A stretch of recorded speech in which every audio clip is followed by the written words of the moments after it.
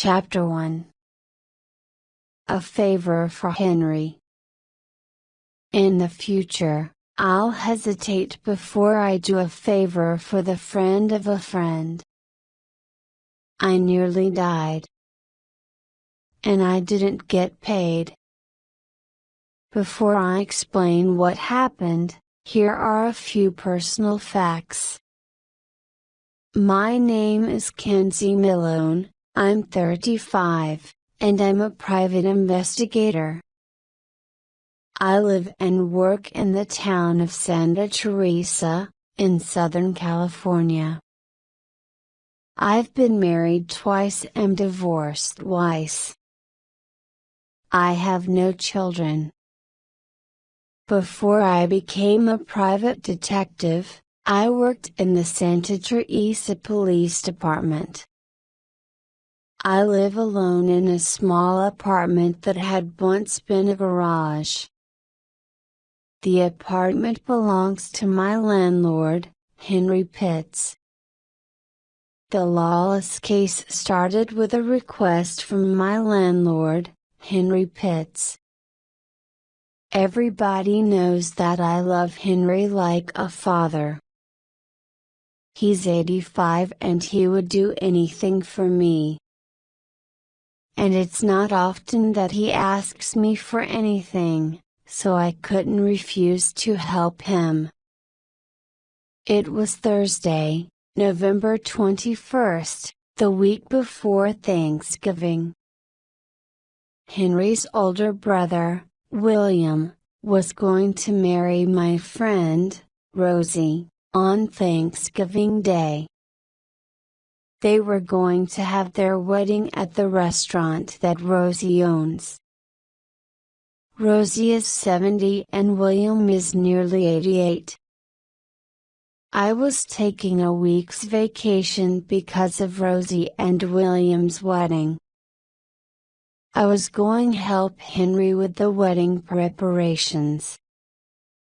There were going to be 8 guests at the wedding: Rosie's sister, Clotilda, Henry and his brothers, Louis and Charlie, and their sister Nell. And me. Henry calls his brothers the boys, but he is the youngest in his family. Charlie is 93, Louis is 89, and Nell is 95. I saw Henry at 9 o'clock that Thursday morning. I opened the door of my apartment and he was standing outside.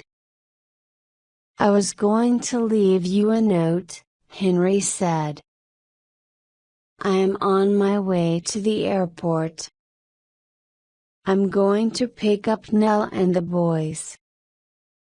But I wanted to ask if you'll do me a favor. What's the favor? I spoke. I was going to the market, but I can go later. Do you remember old Johnny Lee? He lived around the corner, on Bay Street. He had a little white house, a cottage, although he didn't live in it himself. Johnny lived in an apartment above the garage. Johnny's grandson Bucky and his wife have been living in the house.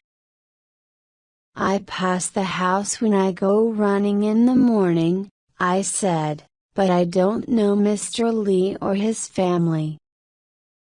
You've probably seen the Lees at Rosie's restaurant, Henry said. Bucky's wife is called Babe and she is short and fat. Johnny's clothes were old and untidy and he looked like a homeless person, but he had a home and a little money. I was beginning to remember the Lee family. You use the past tense, I said. Is the old man dead? Yes. Johnny died sometime in July, Henry said. He was only in his 70s, but he must have had a weak heart. He died from a heart attack. I think that he was a fighter pilot during World War II. He was a member of the American Volunteer Group. Sometimes he talked about Burma and the air battles over Rangoon. So, what's the problem? When Johnny Lee died, he was cremated, Henry said. Johnny had fought during the war. So, Bucky thought that maybe his grandfather could have a military burial. He also thought that the government would pay for the funeral. Bucky talked to his father, Chester, about it, and Chester thought that it was a good idea. So, Bucky filled out the official forms, and sent them off to the Veterans Administration office.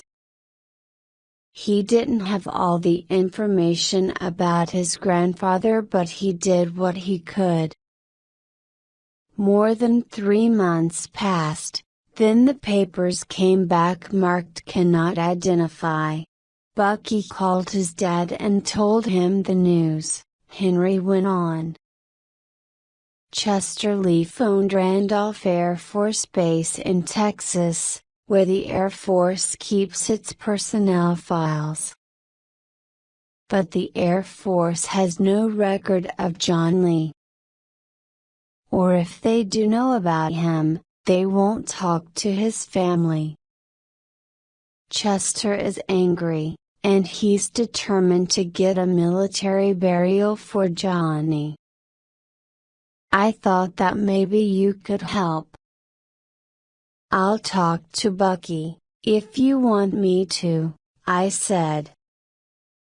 And Chester is visiting here from Columbus, Ohio, Henry said. I know that they would be glad to have your help. You could tell them what to do next. The Lee's cottage had an old red roof, and the white walls needed painting. There was a 2-car garage at the end of a narrow driveway. A Ford car that was broken into several pieces was lying in the yard. I had to walk through shoulder-high grass to get to the front door. I rang the doorbell and waited. The door was opened moments later by a guy who I recognized. Bucky was in his early 20s, and he had long red hair and an untidy beard. He wore a blue shirt that was hanging out at the back of his jeans. Are you Bucky Lee? I asked. Bucky looked at me for a few moments before he replied. Yeah, he said in a slow, dull voice. I held out my hand. I'm Kinsey Milone, friend of Henry Pitts. You're the private detective? He said. You've probably seen me at Rosie's restaurant, I said. Sure, I remember, he said at last. I often eat there. Come in. He stepped back and I moved into a small hallway. My dad isn't here right now, he said, and I think that Babe is in the shower. He turned and shouted loudly, Hey, Babe. Then he turned back toward me. Have a seat. I'll go and find her. I went into the untidy living room and sat down. There were bookcases with dull piles of papers and magazines on them. A small table was covered with dirty plates. Bucky returned. "Babe will be here in a minute. We've got to go somewhere soon and she's getting dressed. My dad will be back in about 2 hours." "How long have you lived here?" I asked. "Nearly 2 years since Babe and I got married. I used to see your grandfather at Rosie's," I said. "But I don't think that we ever met." "That's Pappy, my grandfather over there," Bucky said. He nodded toward a shelf over the fireplace. There was a metal box on it. "Babe and me paid $300 to have him cremated and we'd like our money back," Bucky said. "I guess the government will pay another $150 for Pappy's burial." "It's not much, I know, but we don't have a lot of money." "We can't pay you." "Did Henry tell you?" "It's okay. There's not much that I can do anyway." Bucky gave me some papers: John Lee's death certificate, his birth certificate, his social security card, and copies of the forms requesting the burial money and John Lee's military records. I looked at the documents. "There's a lot of information missing," I said. "Don't you know your grandfather's Air Force number, or the unit that he served in?" "No, did Johnny receive a military pension?" "If he did, he never told us," Bucky said. "Pappy got his Social Security checks, and Dad gave him some money too. Pappy didn't like banks. He kept his money in a coffee jar behind the refrigerator. Babe and me paid him rent of $600 a month. He lived in the apartment above the garage. It's just a couple of little rooms, but they're nice. And now there's a guy who wants to rent the apartment." I read the form that requested Johnny's military records. "When did your grandfather leave the Air Force?" I asked. "You didn't write that down." "Oh, I forgot to fill out that part of the form," Bucky said. "Dad says that Pappy came home on August 17, 1944. Dad remembers that because it was just before his 4th birthday party. Pappy was away fighting for 2 years. So, he must have left home and joined the Air Force sometime in 1942.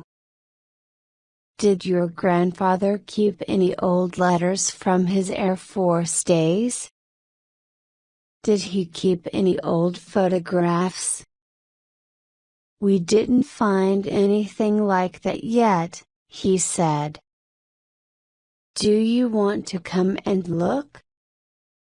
I followed Bucky out of the cottage and across the driveway to the garage. We climbed the wooden stairs to the door of Johnny Lee's apartment. While Bucky looked for the door key, I looked through the window. I could see 2 rooms, but there was no door between them.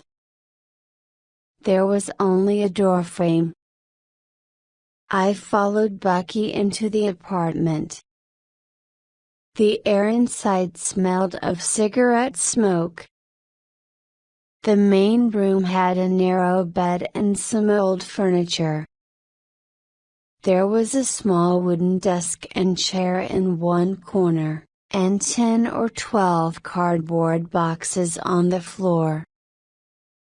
Some of the boxes were filled with Johnny's things. I went through the doorframe to the kitchen.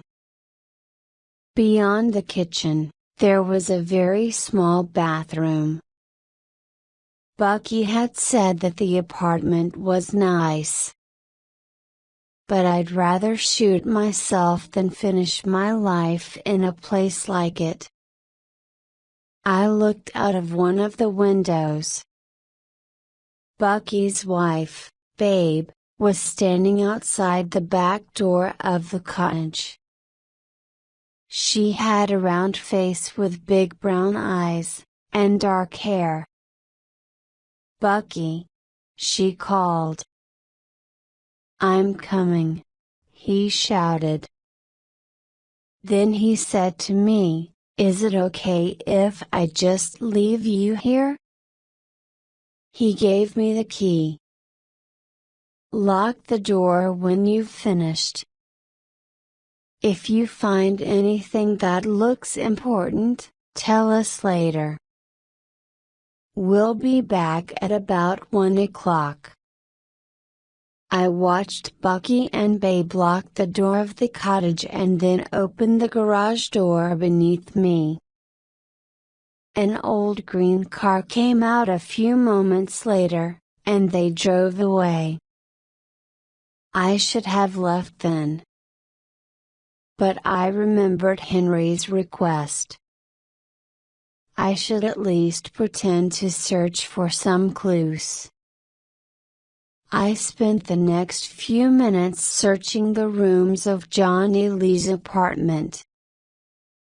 The bathroom and kitchen contained nothing important. I checked the pockets of Johnny's clothes in the bedroom closet. I found no clues there. I sat down at his small desk and began opening the drawers. Bucky had removed most of the old man's papers. There were no bills, old checks, or letters from a bank.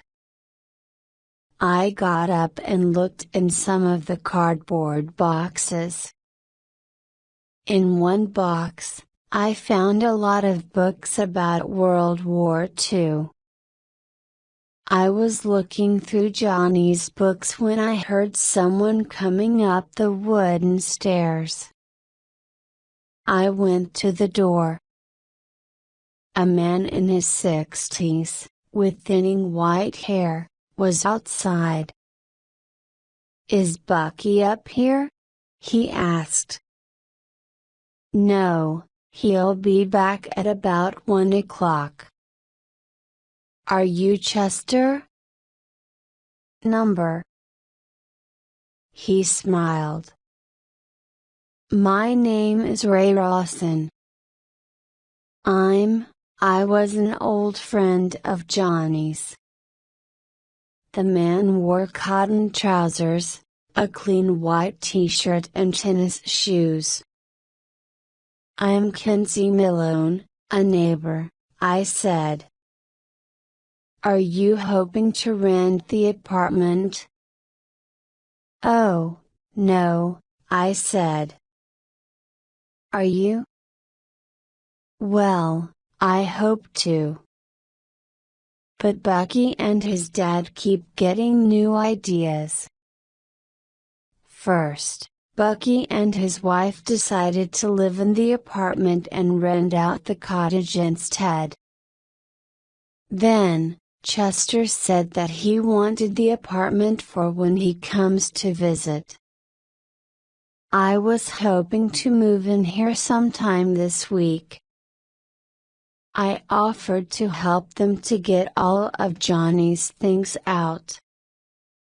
"I've come from Ashland, Kentucky, and I've been staying in a hotel. Anyway, it's not your problem." I'm sorry that I stopped you working. It's okay, I said.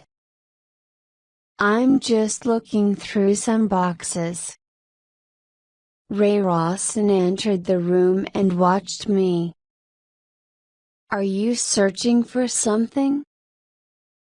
Yes, I'm hoping to find some information about Johnny's military service.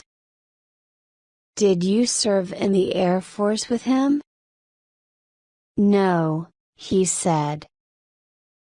We both worked at Jefferson Boat Works outside Louisville, Kentucky. That was just after the war started. I was 20, Johnny was 10 years older. He was a clever guy, he taught me a lot. Can I help you? I shook my head. No, thanks. I've almost finished. How well did you know Johnny? I started putting the books back into the boxes. We phone or wrote to each other once or twice a year. I knew that he had a family here in California, but I never met them until now. He began to help me with the books. I've been living in Ashland, but Johnny always told me to visit him if I came to California. Well, a few months ago I decided to come here. I didn't know that Johnny was dead. How long have you been in Santa Teresa? I asked. A little more than a week, he said. I didn't plan to stay, but I like California, it's nice. I want to rent Johnny's apartment. I hope that Bucky doesn't think that this is a strange idea. Johnny wouldn't mind if I lived here, I'm sure. Where are you staying now? At the Lexington Hotel, near the beach. Well, I think I'll stop searching, I said. Ray left the apartment ahead of me and waited while I locked the door. I followed him down the stairs and I put the key through the mail slot in the front door of the cottage. Thanks for your help, I said to Ray. He lifted one hand, gave a quick wave, and walked off. When I got home, the door of Henry's house was open and I could hear voices in his kitchen. Nell, Charlie and Louis had arrived. A few minutes later, I drove to the supermarket. Afterwards, I went to the bank and got $50 in cash. Then I filled my car with gas and came home again. I was putting my food away in the refrigerator when the phone rang. It was Bucky. Hi, Kinsey, he said. Come over here to Bay Street, will you? Somebody broke into Pappy's apartment. Chapter 2. Johnny Lee. When I reached the Lee's house, Babe opened the front door. Hi, I'm Kinsey, I said. Bucky called me. Oh, yeah, she said. Nice to meet you. She stepped back to let me enter and I followed her through the hallway to the living room. Chester has been shouting about the break-in ever since we got home. Did Bucky and Chester call the police? I asked. Yeah, they're on their way. And you just got home? Bucky and me got home a little while ago, Babe said. Chester got home first. He'd bought a new light and went to fix it in the apartment. He saw the broken window and all the glass on the steps. Somebody made a real mess. Did the burglar take anything? We're trying to find out. Chester told Bucky that he was wrong to leave you alone in the apartment this morning. Me? I spoke. Why would I break in and make the place untidy? That's what Bucky said, but Chester never listens to him. I followed Babe up the stairs to the garage apartment. The door was open and there was a hole in the window next to it. Someone had broken the glass. Then the person had put their hand inside the window, and unlocked the door. Chester heard us and came out of the apartment. He was a big man with blonde hair down to his shoulders. He had small blue eyes and a red face. He wore a gold earring in one ear and his blue shirt was hanging outside his jeans. I held my hand out. Kinsey Malone, Mr. Lee. I understand that you're upset. You can drop the Mr. Lee, he said. Just call me Chester. He shook my hand. Yeah, I'm upset. I don't know what Bucky asked you to do, but it wasn't this. I looked past him into the apartment. Books, bedsheets, pillows and clothes were lying on the floor. I could see that all the pots and pans were thrown across the kitchen floor. But none of these things were damaged or destroyed. Bucky came out of the kitchen. The toilet is broken, he said. But maybe it was broken before this happened.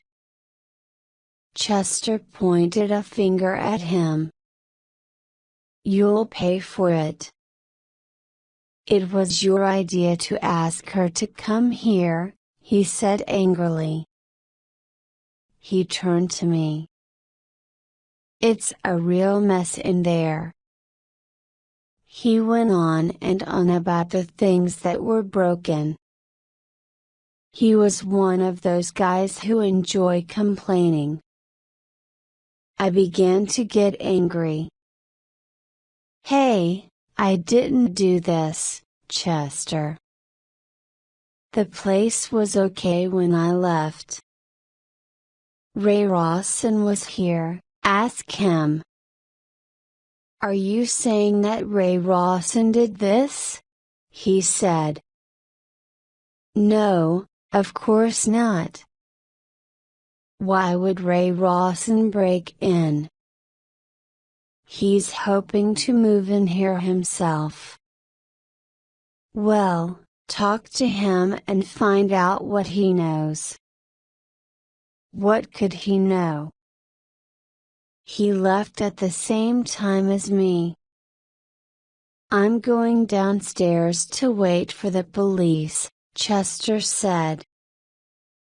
Bucky, you and Babe can clean the place up. This is a crime scene, I said. Don't touch anything. The police might want to look for fingerprints. Chester's face seemed to become a darker red. There's something not right about this, he said angrily and looked at me. Come with me. On the way down the stairs, I glanced at my watch. It was 1:15 p.m. Chester went into the kitchen of Bucky's cottage and started to make some sandwiches. As he did this, he slowly became calmer and his anger disappeared. I'm sorry that I was angry with you, he said at last, but I don't like what's going on here. I sent Bucky to live with his grandfather, but it was a mistake. I thought that they could look after each other. The next thing I hear is that Bucky has married that girl, babe. She's alright, she's stupid, but so is Bucky. I just don't think that they should be married. Pappy probably encouraged Babe and Bucky to get married. My dad liked to make trouble. Chester made sandwiches for both of us and we sat and ate them. I wanted to know more about him. What work do you do in Columbus? I asked. I have a small shop in Bexley, he explained. I print brochures, office stationery, business cards. But it's time that I did something else. I'm too young to retire, but I'm tired of working. Do you want to leave Ohio and come to live here, in California? I don't know, Chester replied. Pappy came to Santa Teresa in 1945 and bought this place. I grew up here, but I left it when I was 18. Johnny died after a heart attack? I spoke, yeah. It happened one Saturday night. He'd eaten his supper here and he stood up to go back to his apartment. He fell and died before he got to the stairs. And now somebody has broken into Johnny's apartment, I said. Do you think that this is connected with his death? Maybe there is a connection, he said. But I don't believe that he was murdered. He hesitated for a second, then went on speaking. You have to understand something about my father. Pappy had secrets. He didn't like to talk about some things, especially the war. He would never answer questions about it, or what he did then. Why? Think about this for a moment, Chester said. Pappy dies and Bucky gets the idea of asking for money to give Pappy a military burial. He looked at me carefully. Bucky contacts the VA and fills out a form. And that's when someone from the government comes here. Someone from the government? I repeated. He moved closer and spoke quietly. I think that my dad was hiding from the FBI. I stared at him. Why would Johnny be hiding from the Federal Bureau of Investigation? Listen, in all the years since the war, Pappy never asked for anything from the government. He didn't ask for a war veteran's pension, nothing. Why not? surprise me," I said. He smiled. "All right, make a joke of it, but look at the facts. We fill out a form and the VAL says that they have no record of him. What do they mean? The VAL must have Pappy's personnel files. All servicemen's records are kept by the government. So, I phoned the Randolph Air Force Base in Texas. They say, we have no war record for a fighter pilot named John Lee. Next, I call the National Personnel Records Center in St. Louis. Not known, they say. Finally, I call the Pentagon in Virginia. Nothing. Everyone says, no records. Chester pointed a finger toward the garage apartment. Then someone breaks into Pappy's apartment. Do you understand what I'm saying? No, I don't. I think that the FBI sent someone here to look through the things in Pappy's apartment, he said. I think that Pappy was a double agent during World War II. Oh, stop this. You're saying that your father was a spy? A kind of spy, yes. I think that the government is pretending that they don't have his records, Chester said. I stared at him.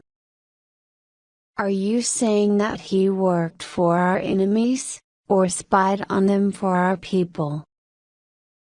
I think that maybe he worked for the Japanese, but I can't be sure. The U.S. fought the Japanese in World War II.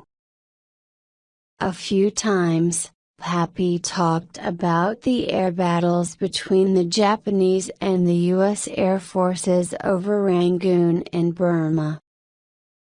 Do you think that Johnny was in the U.S. Air Force? I asked. Why would he lie about a thing like that? Chester replied. Okay, so let's pretend that he was a spy during the Second World War, I said. That was more than 40 years ago. Johnny is dead now, so why does anybody care? Maybe he took something from someone and they want it back. Maybe he took secret files or documents. I don't know. But did these people find what they were looking for, or is it still hidden somewhere? Maybe this Rossen guy is connected with the break-in. I put my hands on my head. This was crazy. Well, it's an interesting idea, but investigating government spies is not my kind of work, I said. Thanks for the sandwich. There was a sudden knock at the back door and I jumped round. Chester stood up. That must be the police, he said. Don't say anything to them about this. He went to the front door and returned to the kitchen with a police officer.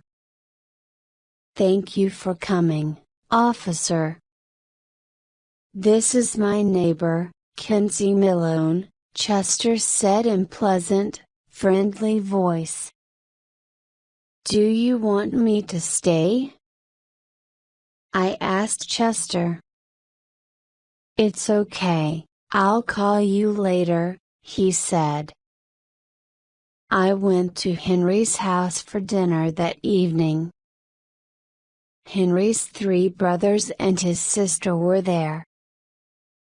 Rosie came too, and as soon as she and William saw each other, they couldn't stop smiling. It was Lewis's 89th birthday, so we sang happy birthday to him. After dinner, Henry took me to a quiet part of the room and asked me about the break-in at Johnny Lee's apartment. Chester thinks that the break-in is connected to his dad's death, I told him.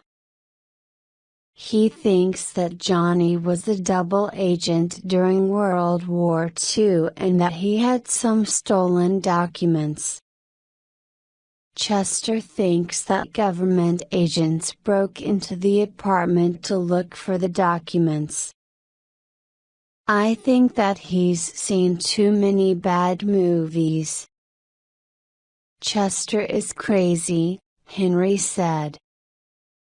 Well, you did what you could. Thanks, Kinsey. Chapter 3. The Key. The next morning, I went for a run. I do this every day. It's the only healthy thing that I do. I don't eat healthy food, I don't often take vacations, and I don't get enough rest. It was one of those perfect November days in California. The sun was just rising in the sky and the air was cool. There was a smell of smoke from wood fires. When I got home, I had a shower. As I was finishing my breakfast, the phone rang. I glanced at the clock. The time was 7:41 a.m. Hello? I spoke. It's me, Chester, the voice said. I've got something that I want to show you. We found it last night. What kind of it? I asked. Just come over here and I'll show you. Bucky found it when he was cleaning Pappy's place. Chester sounded pleased with himself. When I got to Bucky's cottage, I went immediately to the garage apartment. The door was open and I could hear voices. Inside, Bucky and Chester were standing near the empty clothes closet. Babe was putting Johnny's clothes into an old suitcase. Chester smiled when he saw me. Come over here and look at this, he said. Bucky stepped to the side and showed me a wooden panel that he'd pulled away from the back of the closet. In the hole behind the panel, there was a small safe. How did you find that? I asked. I was cleaning the closet, Bucky said. I knocked my brush against the back of the closet and it sounded strange. So, I pushed the back of the closet again, and this panel opened. A locksmith is coming, Chester told me. Have you looked for the combination to the safe? I asked. Maybe Johnny wrote down the number and put it somewhere. We looked in every place that we could think of. What about you? When you were here yesterday, did you find a list of numbers that could be a combination? I never saw a list of numbers, I said. but maybe Johnny used his birth date or his social security number. Bucky and Chester slowly lifted the heavy metal safe out of the space at the back of the closet and put it on the floor. Then we waited. Before an hour had passed, the locksmith arrived. The four of us watched as he worked. He cut holes in the lock using special tools. At last, he pulled the handle and the door opened. Babe said, "It's empty." "So, they got it already," Chester said, angrily. "Got what?" Babe asked, but Chester didn't answer. While the locksmith put his tools into his bag, Bucky bent down and shone a flashlight inside the safe. "There's something in here, Dad," he said. Chester and I knelt on the floor and looked inside the safe too. There was a piece of adhesive tape holding something inside the top of the safe. "What's that?" Chester said. "Let me look at that thing." Bucky carefully removed the tape. A big iron key was attached to it. He held it up. "Does anybody recognize this?" he asked. "No, but Pappy liked to play with locks," Chester said. He worked for a locksmith back in the 1930s. I turned the key over in my hand. It was old and quite beautiful, really. I showed the key to the locksmith. "Do you have any ideas about this?" I asked. "It looks like a key for a big gate," he replied. Then he closed his tool bag and Chester took him down to the cottage to pay him. "Now what do we do?" Bucky asked. "I have a friend who knows a lot about locks," I said. "Maybe he can tell us about the kind of lock that this key might fit." "Shall I ask him?" "That's okay with me," Bucky said. I put the key in my pocket. I didn't tell them that my friend was a burglar. As soon as I got home, I sat down at my desk and started making notes on small cards. When I'd written down all the facts that I could remember, I pinned all the cards on the wall above my desk. Then I sat back in my chair and studied them. Something wasn't right. I tried to remember something that I'd read about Burma. I also tried to remember something that I'd heard about the American Volunteer Group. Which Air Force unit did Johnny serve in? When I'd looked through his books, I'd seen the names of several AVG fighter pilots. Some of those guys would be alive today. Maybe they could tell me. I called my burglar friend, but he didn't seem to be at that phone number anymore. Later I would contact the Santa Teresa Police Department. The police probably knew where he was. By 10 a.m. I was at Bucky's, knocking on the cottage door. Nobody answered and the car wasn't in the garage. Maybe the three of them had gone out to breakfast, There was a large pile of cardboard boxes and old furniture in the garage. The box, which was full of World War II books, was on the top of the pile. I pulled the box over to the stairs, sat down, and started looking at the books.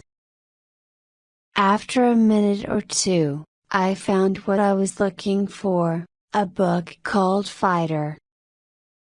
The Story of Air Combat from 1936 to 1945 by Robert Jackson. I started to read.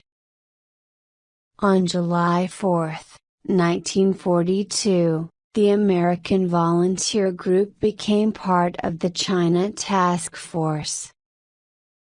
Almost all the AVG pilots who served in Burma later went to different parts of the world. A few remained in China and became part of the 23rd Fighter Group. Johnny was overseas for 2 years. He came home in time for Chester's 4th birthday party on August 17, 1944. But the AVG became part of the China Task Force 2 years before that date. Had Johnny served with the AVG or not? Had he ever fought at all? Was that why he didn't talk much about the war? Well, the old guy was dead. His son and grandson believed that he was a war hero, or a spy, and that made them happy. I wasn't being paid to prove that Johnny told lies about his war service. I wasn't being paid to do anything. In fact, I wasn't being paid. But I have to know the truth about things. Sometimes I get hurt, but I'll always try to find out the truth. I looked at the big iron key again. There was a name written on it. Was it the name of the company who had made its lock? I couldn't read the letters easily, so I put the key back in my pocket. I decided to go and see Ray Rossen. He had worked with Johnny sometime in 1942, after the war started. But why had he suddenly decided to come and see Johnny? Was there a special reason?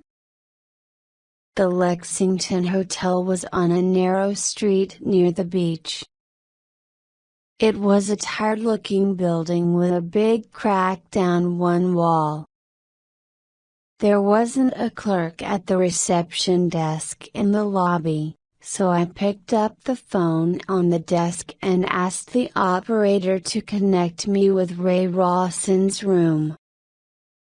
The phone rang twice before Ray answered it. He told me to come up to his room number 407. The room had white walls and white drapes beside the windows. The view out of the windows was to the back of the building across the street. Has Bucky said anything about me renting the apartment? Ray asked, smiling. He hasn't said anything to me, I said. Did you hear that there was a break-in at Johnny's apartment? When was this? I told Ray the story and watched his smile disappear. That's terrible, he said. Wait a minute. You don't think that I had anything to do with the break-in, do you?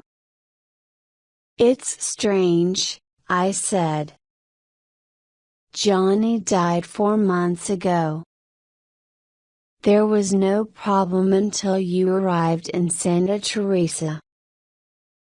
You got here last week and now Chester suddenly has problems. Listen, I wasn't in Bay Street last night. I was in the bar in this hotel. You can ask anyone. Can I sit down? I asked. Yeah, of course, he said. We both sat down. I'm probably the oldest and best friend that Johnny ever had, Ray went on. I'd never do anything against Johnny. You've got to believe me. If I didn't believe you, I'd tell the police to look for your fingerprints at the apartment, I said. Didn't they do that? He said. Number. Chester didn't think that anything was missing. The person hadn't stolen anything. The police only look for fingerprints at the scene of a serious crime. For instance, when the crime is burglary. I watched Ray's face.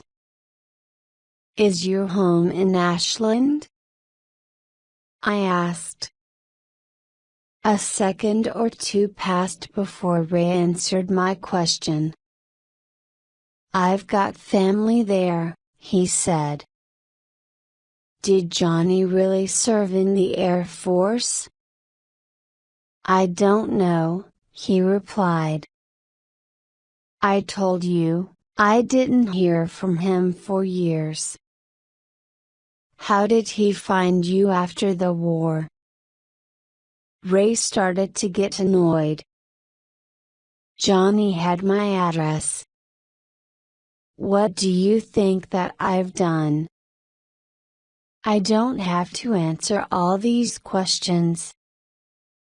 Chester thinks that Johnny was a spy during the war, I said.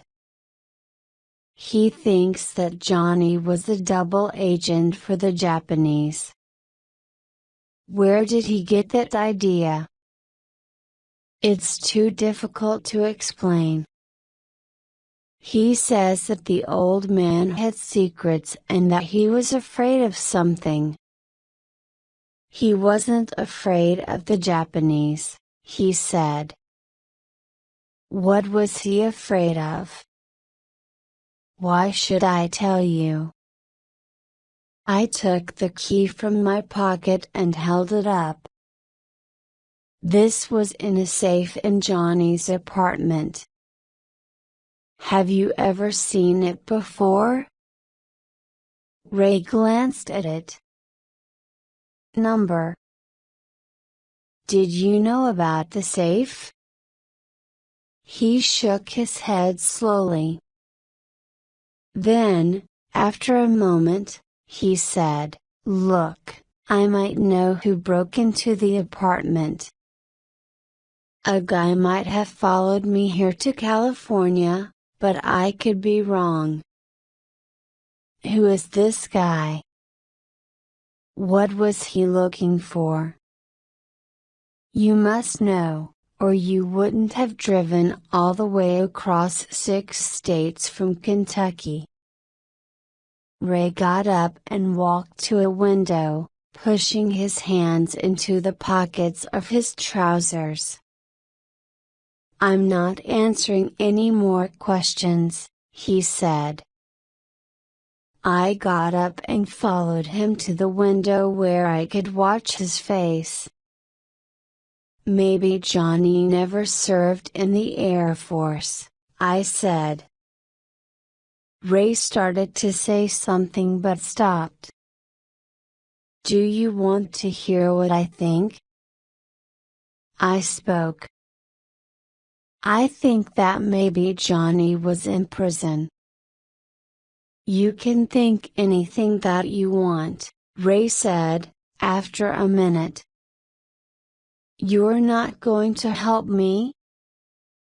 No, he said. I moved away from the window. I live on Albanil, the street around the corner from Johnny's apartment. My apartment is the 5th building along the street.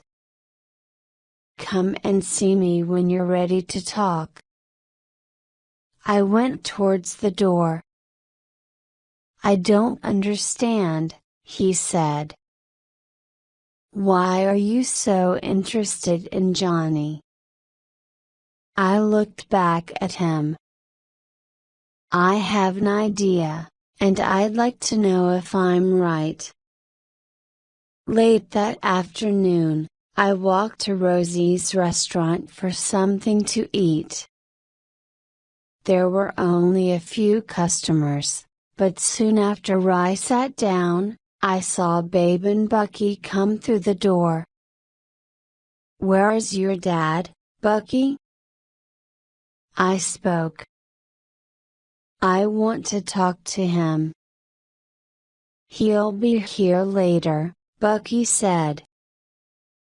Babe and I are going to sit at the bar and watch the 6 o'clock news on TV until he gets here.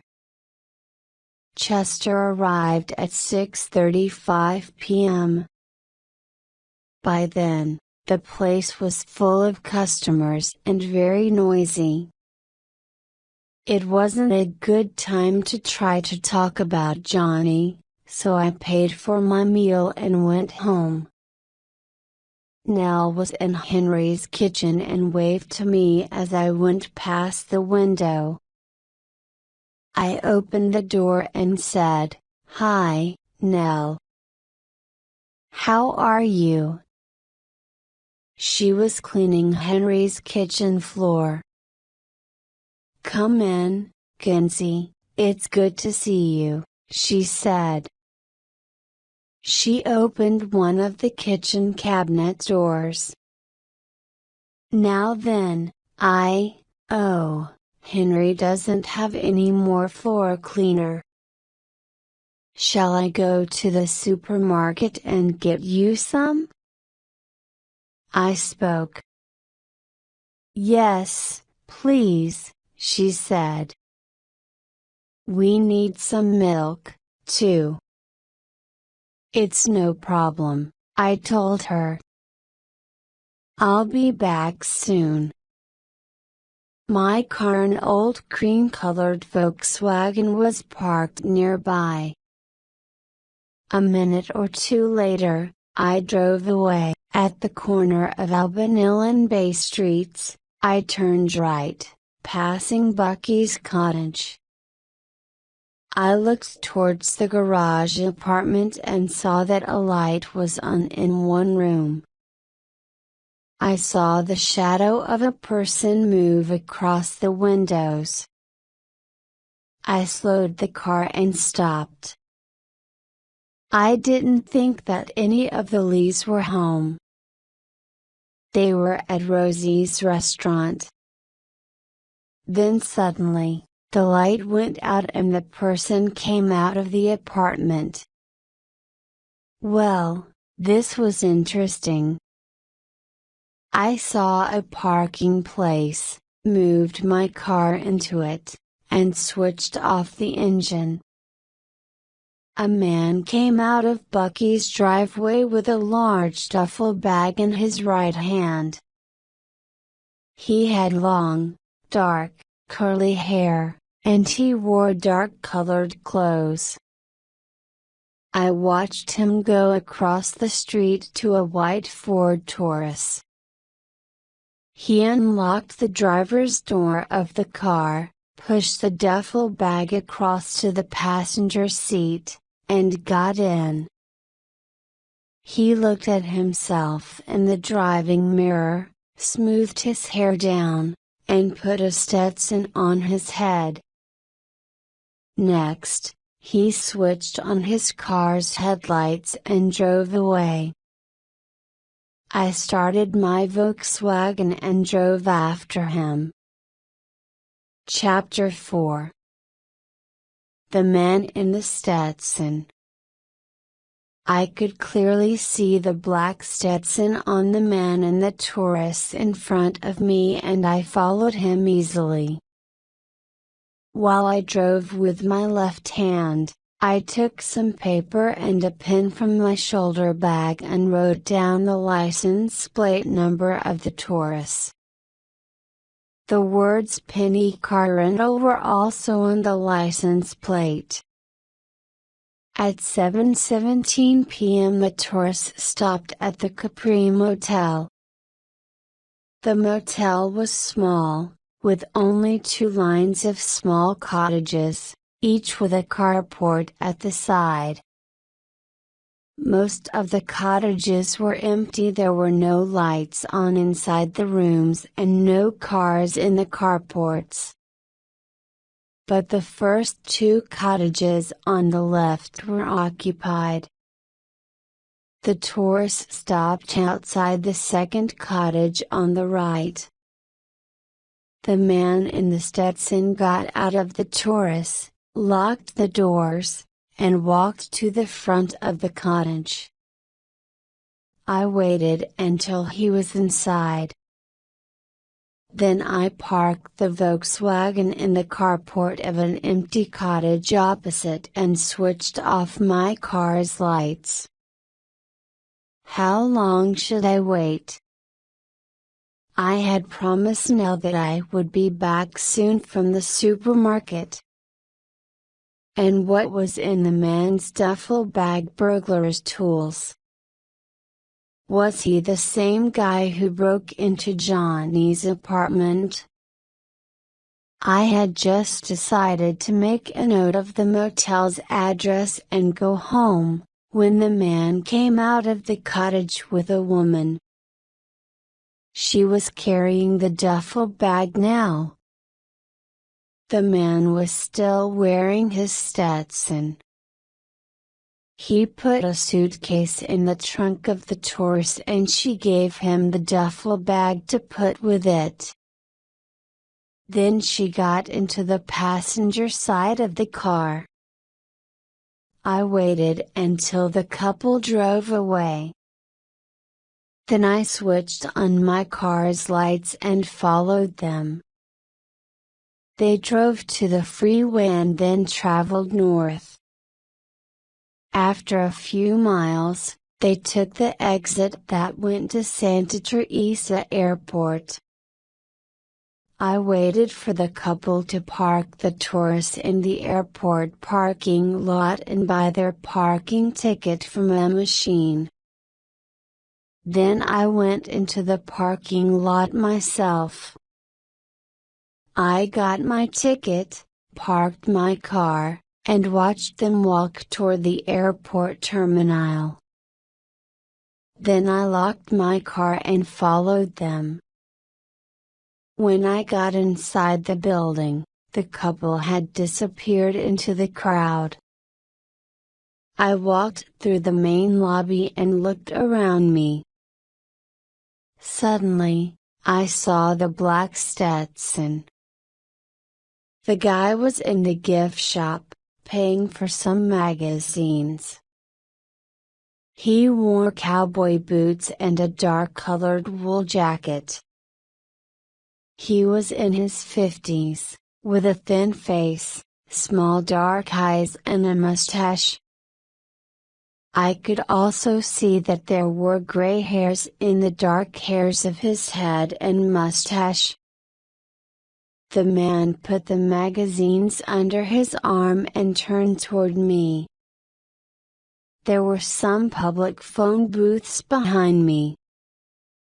I quickly went into the first booth and opened the phone book.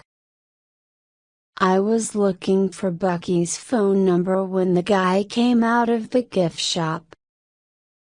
I watched him go across the lobby. Then I saw the woman at a ticket counter. She had her back toward me and she was carrying a raincoat. The duffel bag was beside her feet and the suitcase was on the conveyor belt next to the ticket agent. I watched the woman give the ticket agent some money and the suitcase moved along the conveyor belt. The woman picked up her ticket and turned to the guy in the Stetson. She was pregnant and much younger than him, early to mid-30s.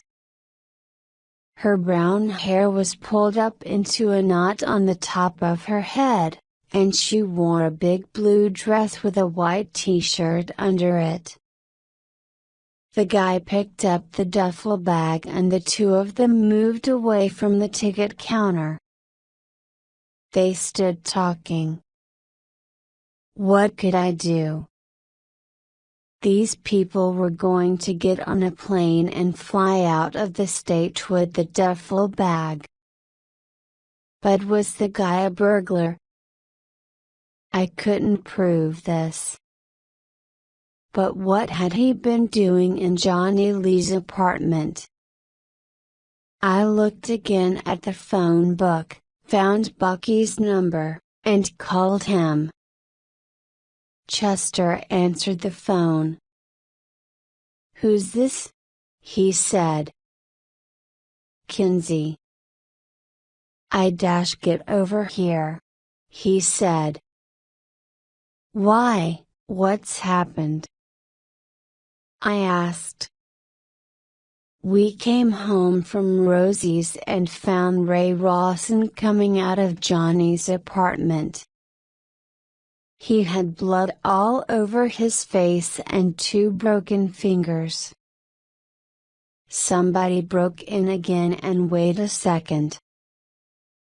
I spoke. A voice was making an announcement in the terminal.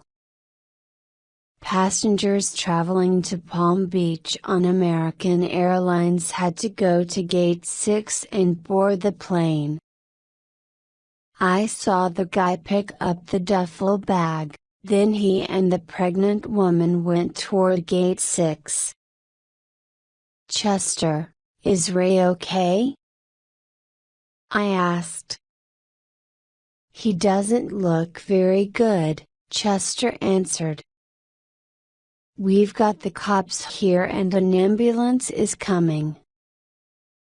Ray will need to go to the hospital." "What's all that noise that I can hear?" "Where are you?" "I'm at the airport. I saw a guy come out of Johnny's apartment with a duffel bag." "What?" "The guy is about to get on a plane with a young woman. Once he leaves this state with that bag, we've got no proof of anything." "What's in that bag, Chester?" "What did he take from the apartment?" "I don't know," Chester said. "Listen, Kinsey, do something." "Where's the plane going?" "Palm Beach, Florida, with a stop in Dallas, Texas." "Buy a plane ticket and follow him," Chester said quickly. "I'll pay you later. Call me when you can." I put the phone down and ran across the lobby to the ticket counter. Were the couple on their way to Dallas or Palm Beach?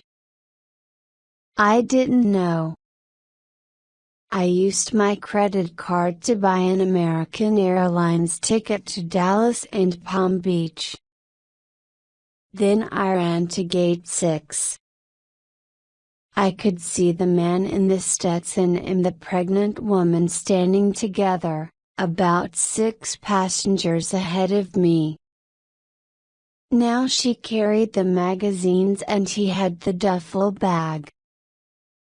When they reached the gate, the guy gave the duffel bag to the woman and kissed her face. She didn't look at him.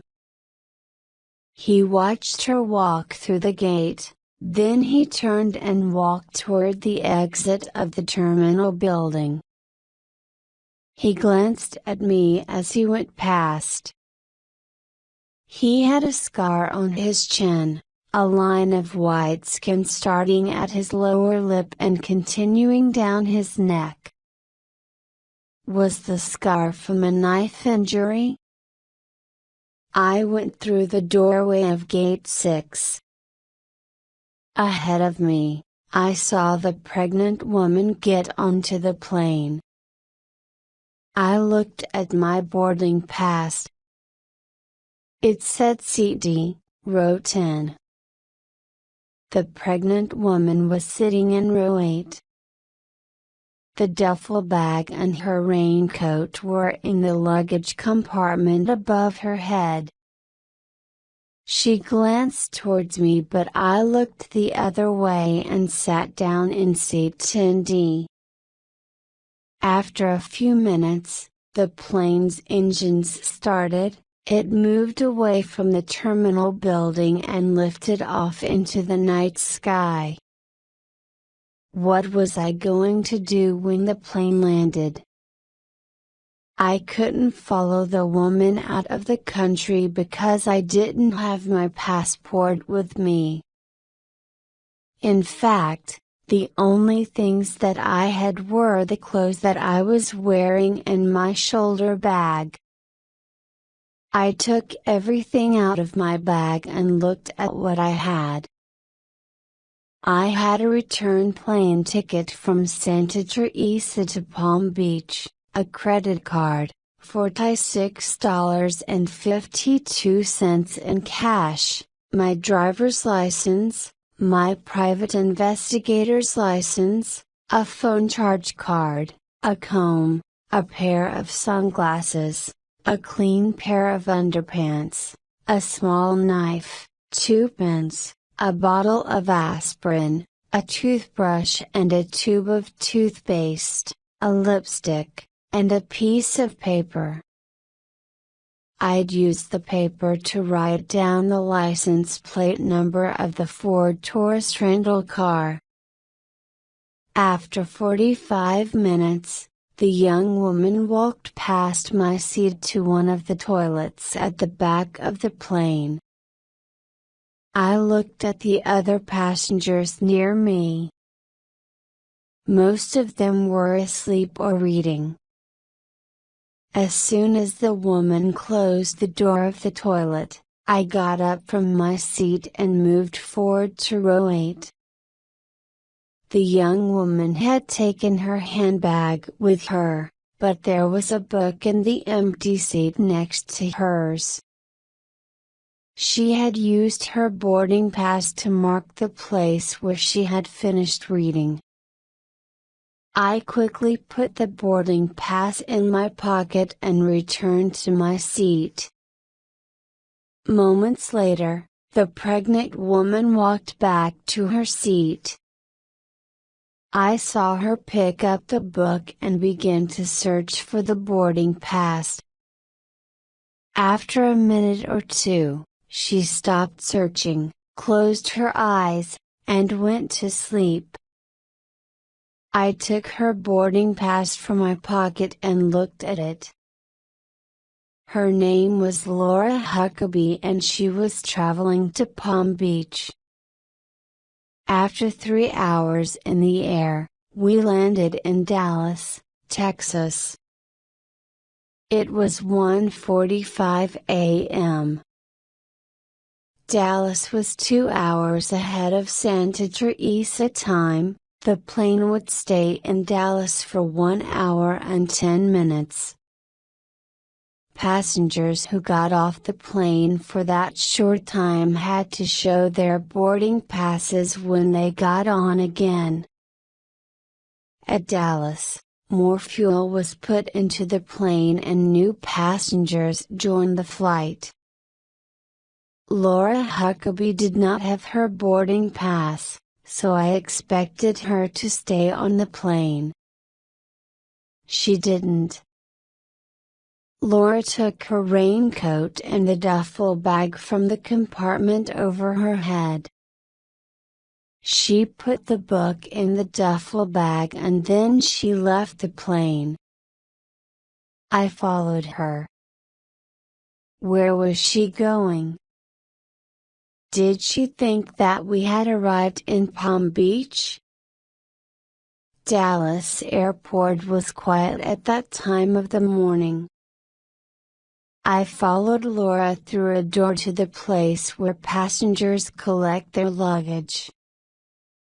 Was her suitcase going all the way to Palm Beach, or was it only going as far as Dallas? I watched her read a notice on a wall. It told her how to call for the small buses that take people to their hotels. She picked up the phone and spoke into it. When she finished the call, I followed her out of the terminal building to the street. Outside, she stood waiting for one of the hotel buses. The night air was cold. I stood near her, but we didn't look at each other. A man in a business suit waited with us. Several buses went past, but Laura Huckabee didn't try to stop them. At last, a small red bus with the words Desert Castle written on its side arrived. Laura lifted her hand and waved at the driver. The driver stopped the bus and got out. He helped the man with his luggage while Laura Huckabee and I got on the bus. I sat in a seat at the back. Laura sat at the front. The driver got into his seat and checked the names on his passenger list. "Wheeler?" he called out. "Here," replied the man in the business suit. "Hudson," the driver said. To my surprise, Laura Huckabee lifted her hand. Hudson. This was interesting.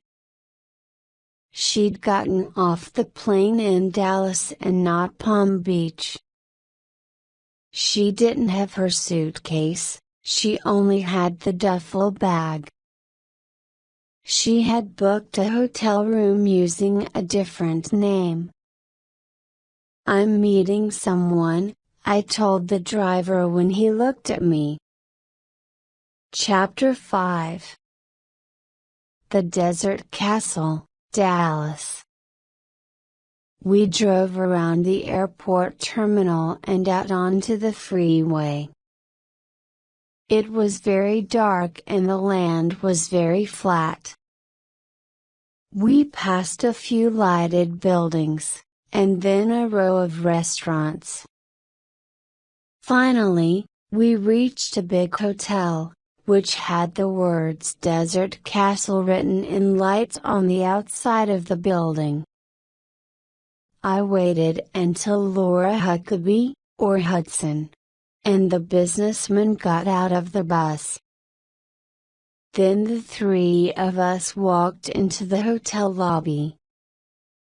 It was decorated to look like an old English castle.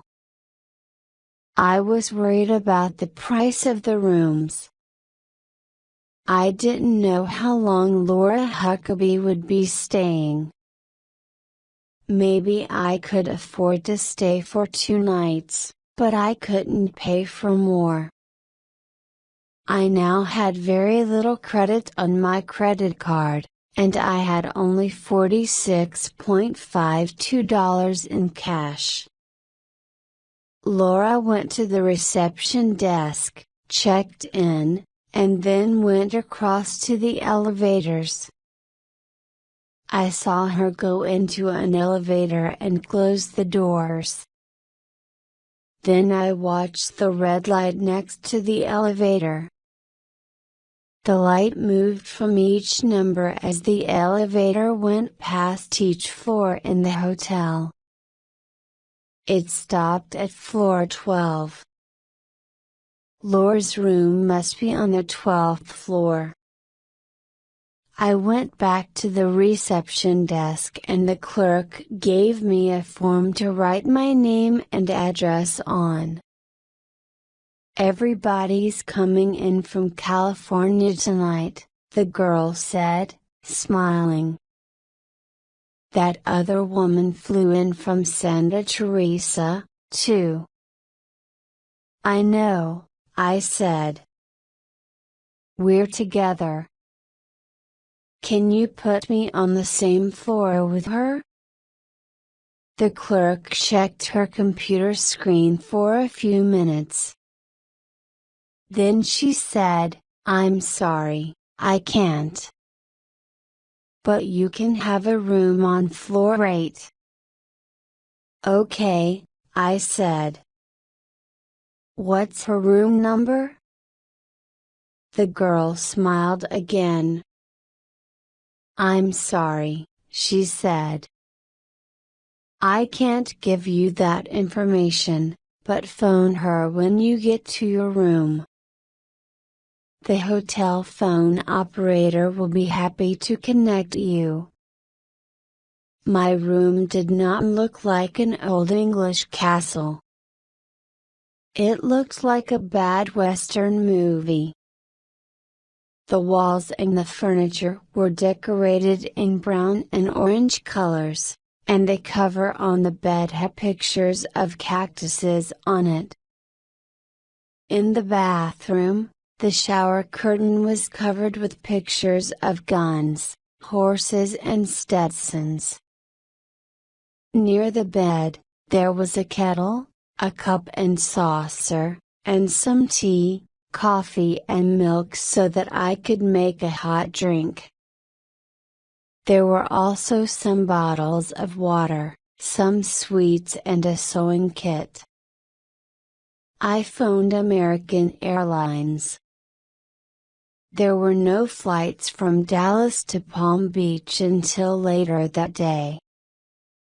So, Laura should be staying for the night. I took off my clothes and went to bed. I fell asleep immediately. I woke at midday and phoned Henry. "I'm in Dallas," I told him. "That doesn't surprise me," he said. "I talked to Chester this morning. He told me that you were following a couple with a duffel bag." "Yes," I said. At Santa Teresa Airport, the man gave the duffel bag to the woman. She's either his wife or his girlfriend. She bought a ticket to Palm Beach, but she got off the plane in Dallas. I did, too. The man didn't fly with her, but maybe he'll meet her here. Henry, please ask the police in Santa Teresa to check the Capri Motel. The man could be there now. Okay, Henry said. What was stolen from Johnny's apartment last night? I asked. Does anybody know? I don't think so, Henry replied. But the police found a hiding place at the bottom of the old man's kitchen cabinet. Somebody had opened it and it's empty now. Maybe the hiding place was empty before, Chester doesn't know. He never saw it before. What was Johnny hiding? Chester thinks that the old man was hiding secret documents from the war, Henry said. I can't believe that, but I'll try to find out, I said. What about Ray Rossen? I asked. Did the police talk to him? Yes. But he wouldn't tell them anything, Henry said. Somebody beat Ray Rossen and made him tell them about the hiding place in the apartment. That's what I'm guessing.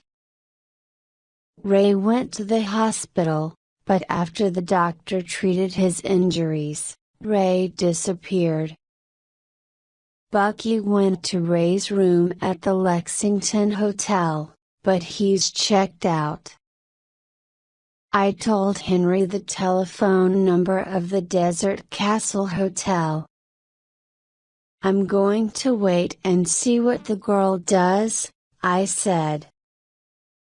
If she goes back to the airport and gets on a plane to Palm Beach, I'll get on the plane too. Be careful, Kinsey, Henry said. I went downstairs and looked around the lobby. There was a gift shop and a coffee shop next to the reception. It was Saturday and the hotel offices were shut until Monday. At the reception desk, I spoke to one of the clerks. I pretended to be a business manager. Is your sales manager here today? I asked him. My company is looking for a hotel in Dallas where we can have a big meeting next spring. The clerk was a helpful young man. He smiled. Jillian Brace is our sales manager, he said politely. But she doesn't work on the weekend. Oh, I said. I have to catch a plane at 6 o'clock this evening. Can you give me her business card? I can call her from Chicago. Okay, he said. Oh, and my boss wants to know about security here in the hotel, I said. Mr. Pauly is our security manager. I'll get his card, too. The clerk went away and came back with the business cards. I thanked him, then I went to one of the lobby phone booths. I asked the hotel phone operator to connect me with Laura Hudson's room. A woman answered after the phone rang only once. Farley? Laura sounded anxious. Farley? Was he the guy with the Stetson who was with her in Santa Teresa Airport? Miss Hudson. I spoke. I pretended to be a member of the hotel staff. I gave myself a false name. I'm Sarah Fulton, Jillian Brace's assistant in the sales office here in the Desert Castle. Can I ask you a few questions? It won't take more than 2 minutes. Okay, but please be quick, Laura said. I'm waiting for a call. Thank you, I said. Our hotel register shows that you arrived last night from Santa Teresa, California, on American Airlines Flight 508. Is that correct? Yes, she said. Did you have any trouble getting a bus to the hotel? No, I just picked up the phone at the airport and asked for the Desert Castle bus. Was the driver polite and helpful? Yes. We're pleased to hear that, I said. How long will you be staying with us? I don't know yet, she said. Certainly, one more night. After that, I'm not sure. Thank you, Miss Hudson. Now, your room number is? I'm in 1236, she said. Yes, that's the information that we have on our register. Thank you again, Miss Hudson. We hope that you enjoy your stay with us. Now I needed to get into her room. I went for a second walk around the lobby and found a door with the words "Employees Only" written on it. I pushed the door open and went down some fire stairs to another door with the sign, "No Entry." This door wasn't locked and I stepped into a corridor where the air was much warmer and smelled of cooked food and machinery. To my left, wide metal doors were open and I could see some big trucks parked outside. There were security cameras over the doors, so I walked the other way. I turned a corner and went into the first of several kitchens. I walked past people who were preparing food. There were strong smells of cooking food and it was very hot. It was good to get out into the main corridor. Ahead of me, a line of linen carts was against one wall. The carts were filled with sheets and towels. I walked past them, and along the corridor until I came to a door with the sign, "Employee Linens." I opened it.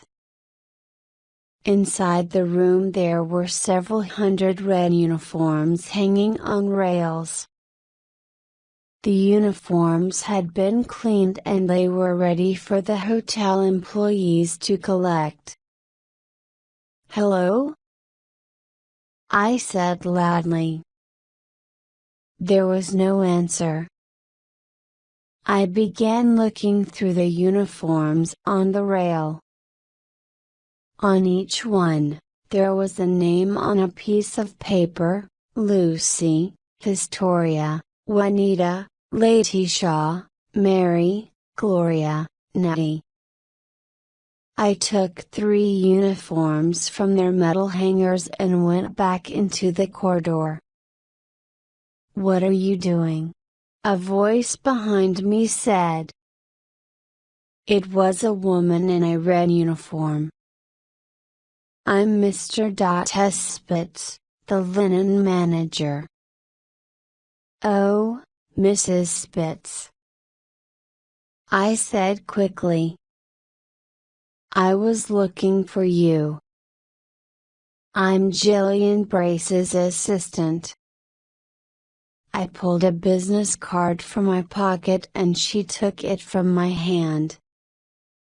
"This says Burnham J. Pauley," she said. She looked at me. "What's happening here?" "Well," I said. "I'm glad you asked. Because the hotel is thinking about getting some new uniforms. And Mr. Pauley asked me to show him some that we're using now."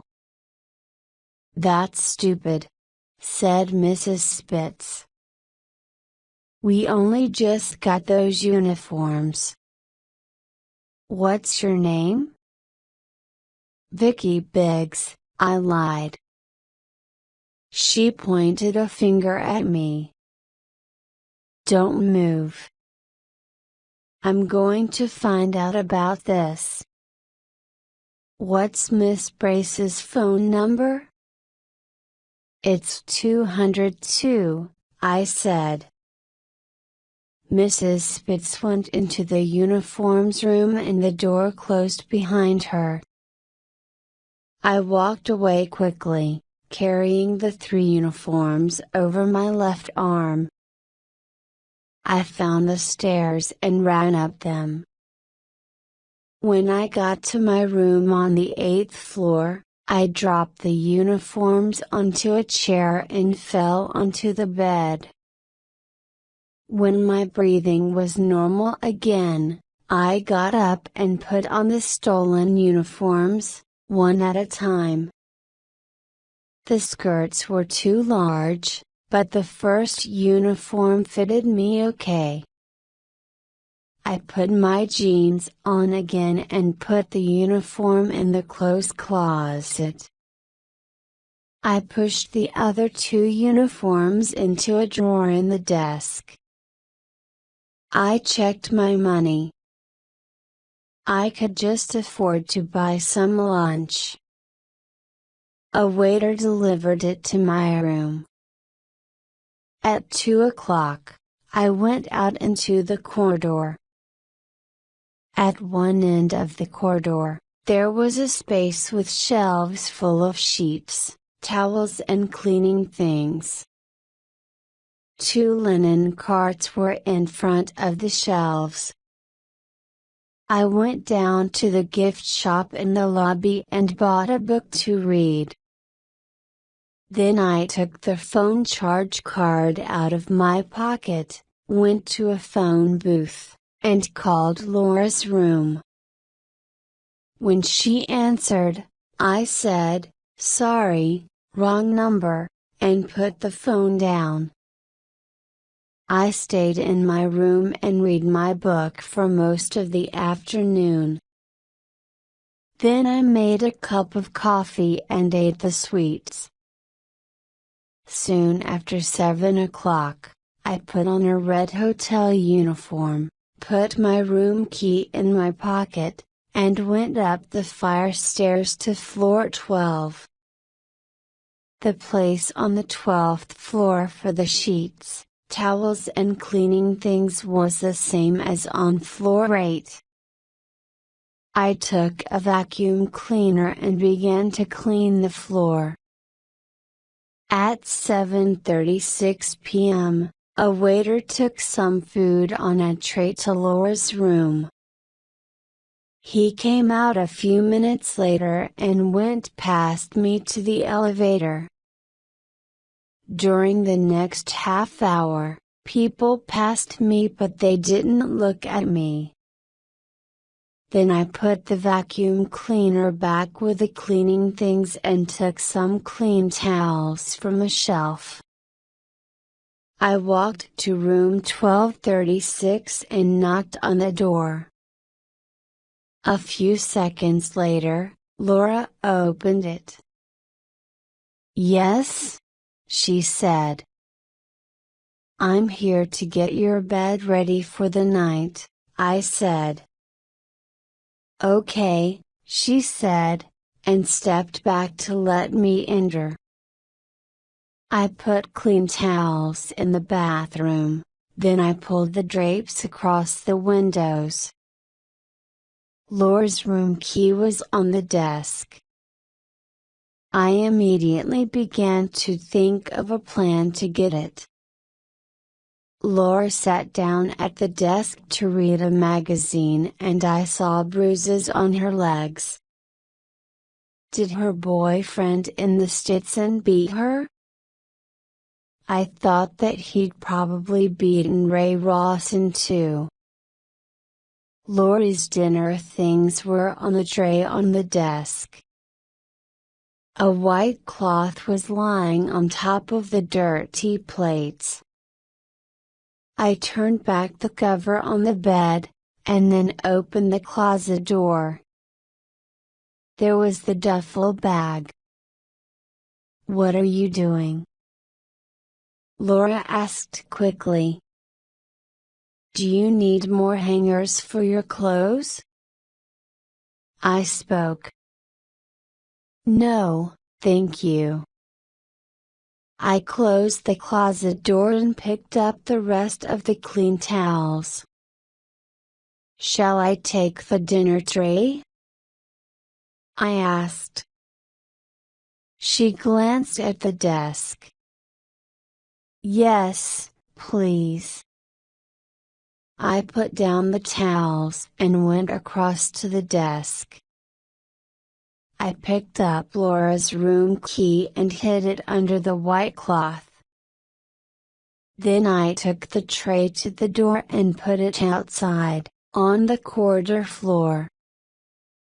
Laura waited for me to get the towels, then she gave me $5. Thank you, I said as I left the room. After she closed the door, I picked up her key from the dinner tray and went back to my room. Chapter 6. Ray Rossen. I got back to my room and had a shower. Then Henry phoned. Have you heard from Ray Rossen? He asked. No, I said. I thought that he'd disappeared. He came back, Henry said. He went to the Lee's house and Bucky told him what was happening. Bucky knew that you left town, but he didn't know where you were. Then Ray came over to my house.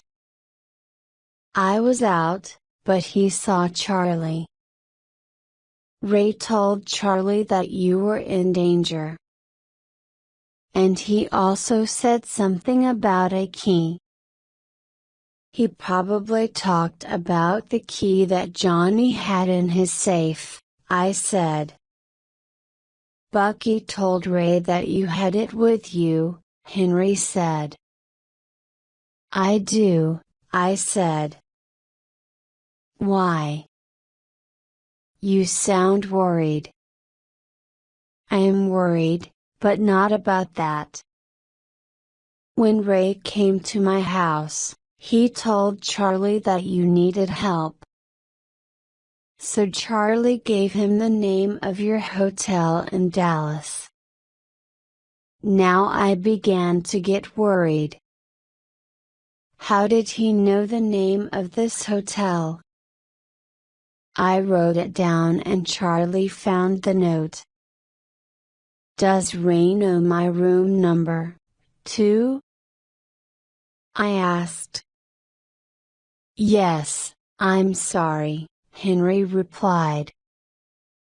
I don't think that Ray will fly all the way to Dallas, but he'll probably phone you. I wanted to warn you. I'm worried about this, Kinsey, but there's nothing that I can do.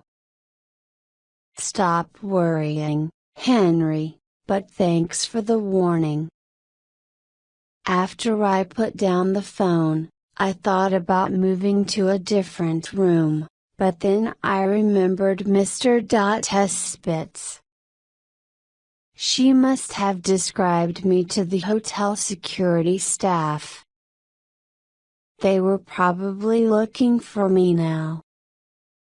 It would be stupid to go down to the desk and show my face. And I didn't want to leave the hotel now that I had a key to Laura Huckabee's room.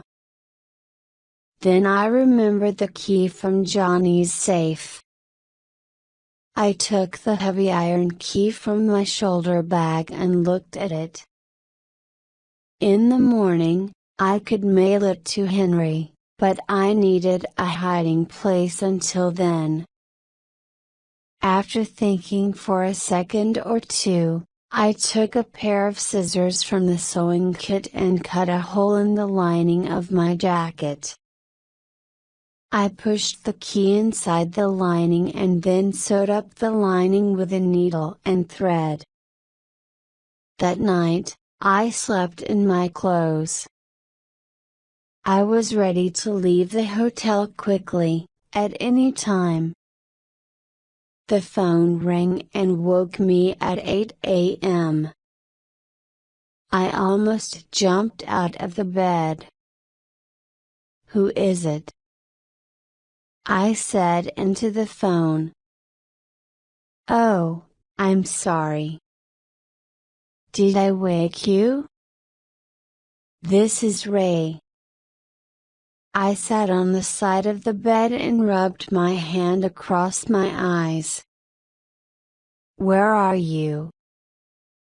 I asked. I'm here, at the desert castle. I'm in the lobby, he said. I've got to talk to you. Can I come up to your room? No, I said.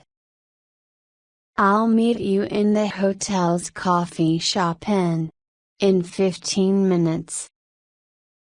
I washed, got dressed again, and put the 2-room keys, mine and Laura Huckabee's, in my pocket.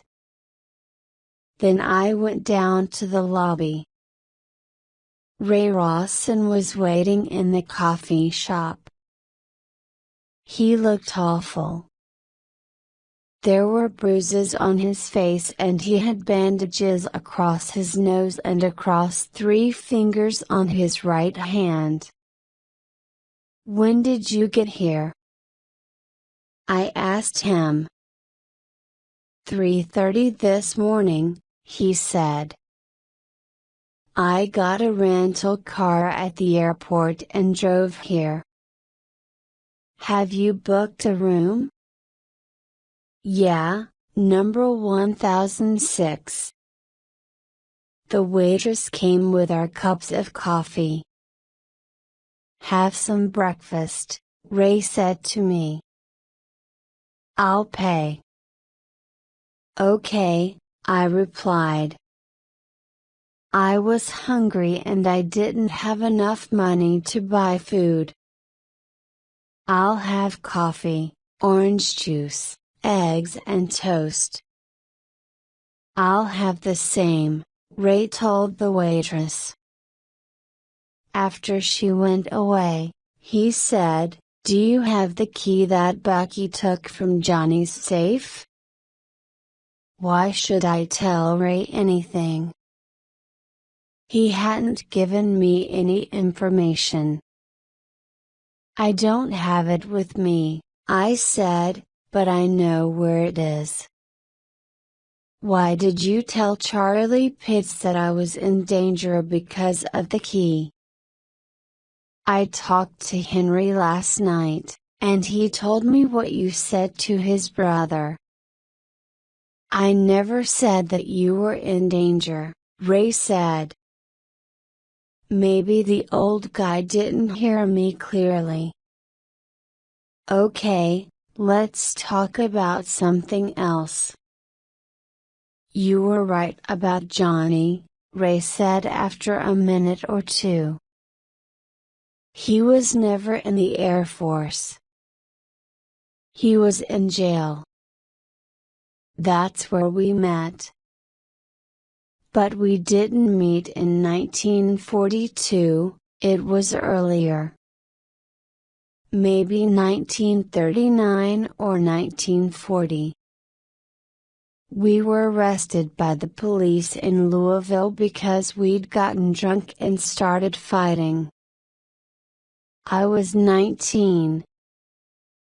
Neither of us served during the war. We were not allowed to fight, Ray said. We didn't pass the medical examinations. I had 2 broken eardrums and a bad knee. I can't remember what was wrong with Johnny. Anyway, we were bored, so we started breaking into places. After a time, we were caught by the police and we went to jail. Johnny went to jail in Lexington. I went to a jail in Louisville. When Johnny got out of jail 2 years later, he moved his family to California. What happened to you? I asked. I've been in and out of different jails for the last 40 years, he replied. I did some bad things, but I never killed anybody. In the 1940s I was out of jail long enough to marry a girl called Marla, Ray continued. We had a daughter, but I haven't seen her for a long time. After I'd spent several years in different jails, Marla and I got divorced. I became a criminal when I met Johnny. Maybe he thought that it was his fault. Is that why he wrote to you for 40 years? I spoke. Maybe. Or maybe because his wife and I were the only people who knew that he'd been in jail. He told stories about his life during the war. But he got all those stories from books. He pretended that he was a fighter pilot in the Air Force. His kids thought that he was a hero, but he knew that the stories were lies. And so did I. It must be strange to be out of prison after all that time, I said. Yeah, he said. I'd like to go back to Louisville and see my mother again. She's 85, but she's a tough old lady. How old are you? I asked. 65, he said. I wrote to Johnny in April. He told me to come to California as soon as I got out of jail. He said that he'd help me. He had some ideas about a small business we could both start. I came out of jail 3 weeks ago. I didn't know that Johnny was dead until I knocked at Bucky's door. Who is the guy who broke into Johnny's place? I asked. His name is Gilbert Hayes. He was in jail with me 2 years ago. I told him about Johnny.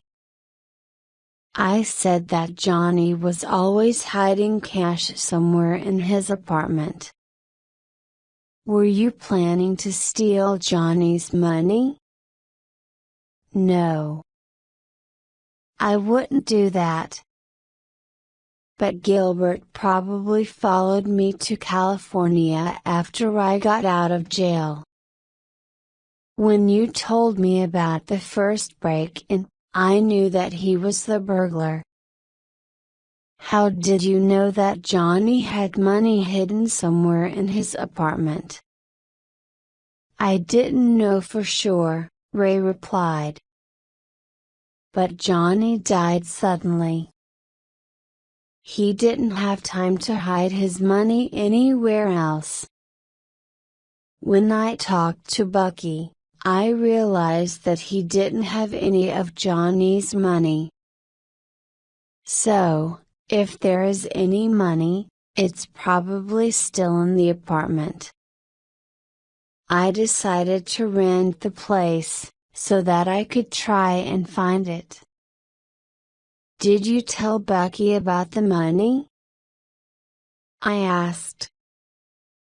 No. Ray said. But if I do find it, maybe I can ask the lease for some of it. There will still be plenty left for them. He smiled. How did Gilbert Hayes know Johnny's address? Ray showed me his broken fingers. Because I told him before he broke every bone in my hand. How did you know where the money was hidden? I knew the kind of hiding places that Johnny would choose. He looked at me. You don't believe me. I smiled. You tell lies as well as I do. Let's stop worrying about the past, he said, and think about what to do next. Ah, so now we're working together, are we? Yeah, sure. Gilbert Hayes took Johnny's money, and I want it back. Not just for me, but for Bucky and Chester. Isn't that why they hired you? To return what Hayes stole? I hesitated. Well, yes. So, what's the plan? Asked Ray. He was telling me lies, I knew that. But what was the truth? I didn't know. I took Laura's hotel key out of my pocket and put it on the table. That's the key to Laura Huckabee's room, I said. She's the woman with the duffel bag. She's using a false name, Laura Hudson. I was wearing a hotel maid's uniform again. I put towels and sheets into one of the linen carts on Laura Huckabee's floor, then I pushed it ahead of me down the corridor. This was my plan. Ray Rossen was going to call Laura from a phone in the lobby. He was going to pretend to be the clerk. Ray would tell Laura that there was a parcel for her at the reception desk and he'd ask her to collect it as soon as possible. When Laura went to the lobby, I'd use her key to get into room 1236. At the desk, the real clerk would search for a parcel that wasn't there. When Laura left the desk to come upstairs again, Ray would warn me. He'd call room 1236 and let the phone ring once. That's when I would get out of the room, if I was still there. I knew where to find the duffel bag and I could empty it in 10 seconds. Then I would go back to my room, put on my own clothes, and meet Ray in the lobby. We could be on our way to the airport before Laura realized that anything had happened. At 10 a.m. I was standing in the corridor outside Laura's room. I heard her phone ring twice. I waited. Where was she? At 10:17 a.m. she came out of her room. I was folding towels and putting them into the linen cart when she saw me. Oh, hello, she said. Did you see my key in my room last night? No, I didn't, I said. Have you lost it? You can always get another from the reception desk. Okay, thanks, she said. She walked towards the elevators. When she turned the corner, I put down the towels. As soon as I heard the doors of the elevator close, I unlocked the door of room 1236 and went inside. It was 10:18 a.m. Chapter 7. Laura. The duffel bag was in the clothes closet with Laura's handbag beside it. I opened the duffel bag and found some clean clothes and underwear inside. There was no money, I searched the handbag next. There were papers, credit cards, and about $100 in cash. I put the duffel bag and the handbag back in the closet and I checked the closet shelf. Empty. I put my hand inside the pockets of Laura's raincoat, and the pockets of the dress next to it. They were empty. I checked the bathroom, then looked in all the desk drawers in the main room. Nothing. Suddenly, the phone rang once and then it went silent. Laura Huckabee was on her way back to the room. I looked under and inside both the beds. I searched the duffel bag again. Nothing. I grabbed the duffel bag and ran to the door. I heard the elevator doors open when I shut the door to Laura's room door. I dropped the duffel bag into the linen cart, pulled some sheets over it, and pushed the cart down the corridor. Laura Huckabee went past me, walking fast. She had a room key in her hand. She opened the door to room 1236 and went inside. I pushed the cart into its place at the end of the corridor, pulled out the duffel bag, and hurried to the fire stairs. I reached the 8th floor and started walking towards room 815. I stopped. A man in a business suit was standing outside my room. He looked like the hotel manager. I watched him knock on the door. After a moment, he took a key out of his pocket, unlocked the door and went inside. I went to the space where the linen cart stood in the corridor of floor 8. I hid the duffel bag in a large bag for dirty linen, then began counting the clean sheets. I had to do something while I waited for the manager to come out of my room. I heard the door to the fire stairs open and close. A moment later, a security man was standing beside me. "What are you doing?" he asked. "Mrs. Spitz told me to check the linen here," I said. He looked at me carefully. "What's your name?" "Katie," I said.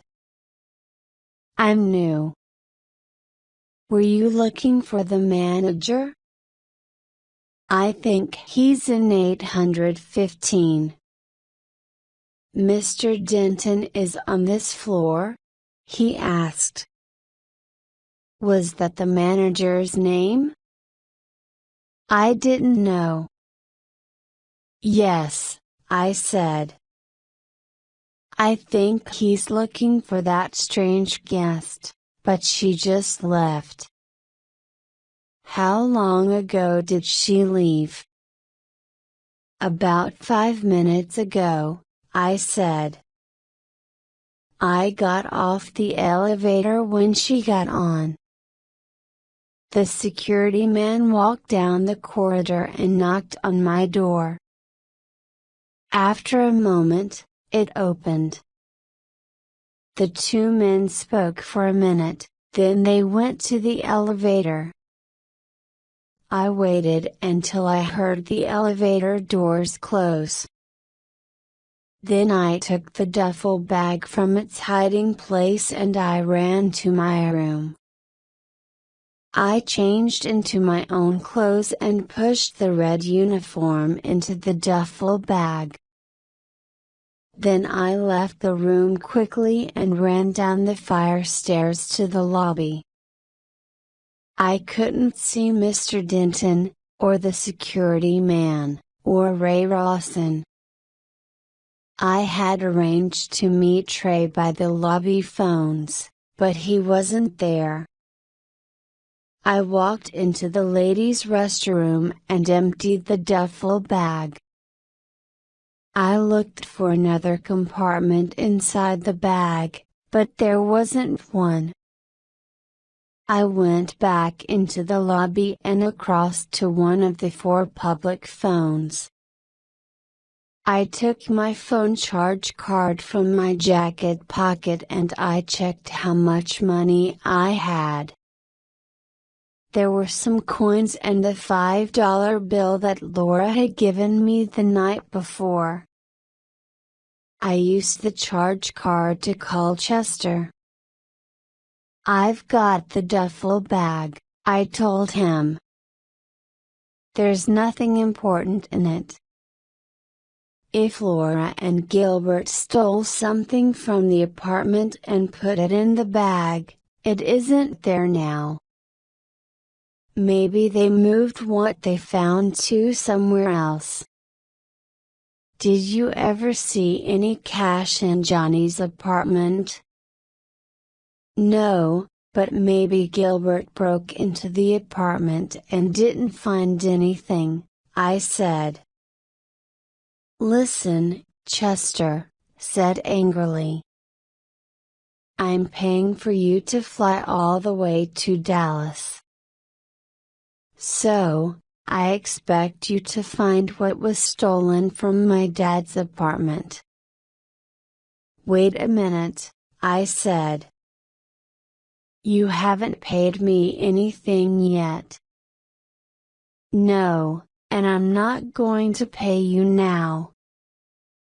You can stop working on this case.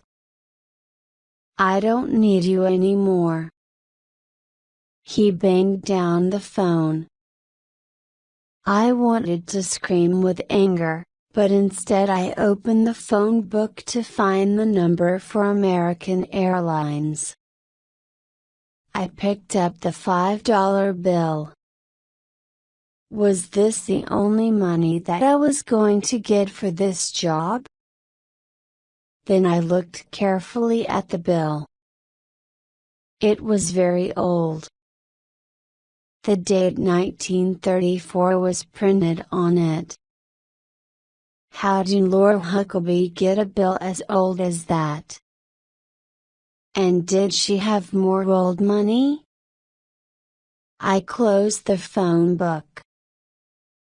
Maybe this case wasn't finished yet. Maybe I was finding some answers now. The door behind me opened suddenly. Before I could turn around, somebody pulled me out of the phone booth. "Where have you been?" whispered Ray.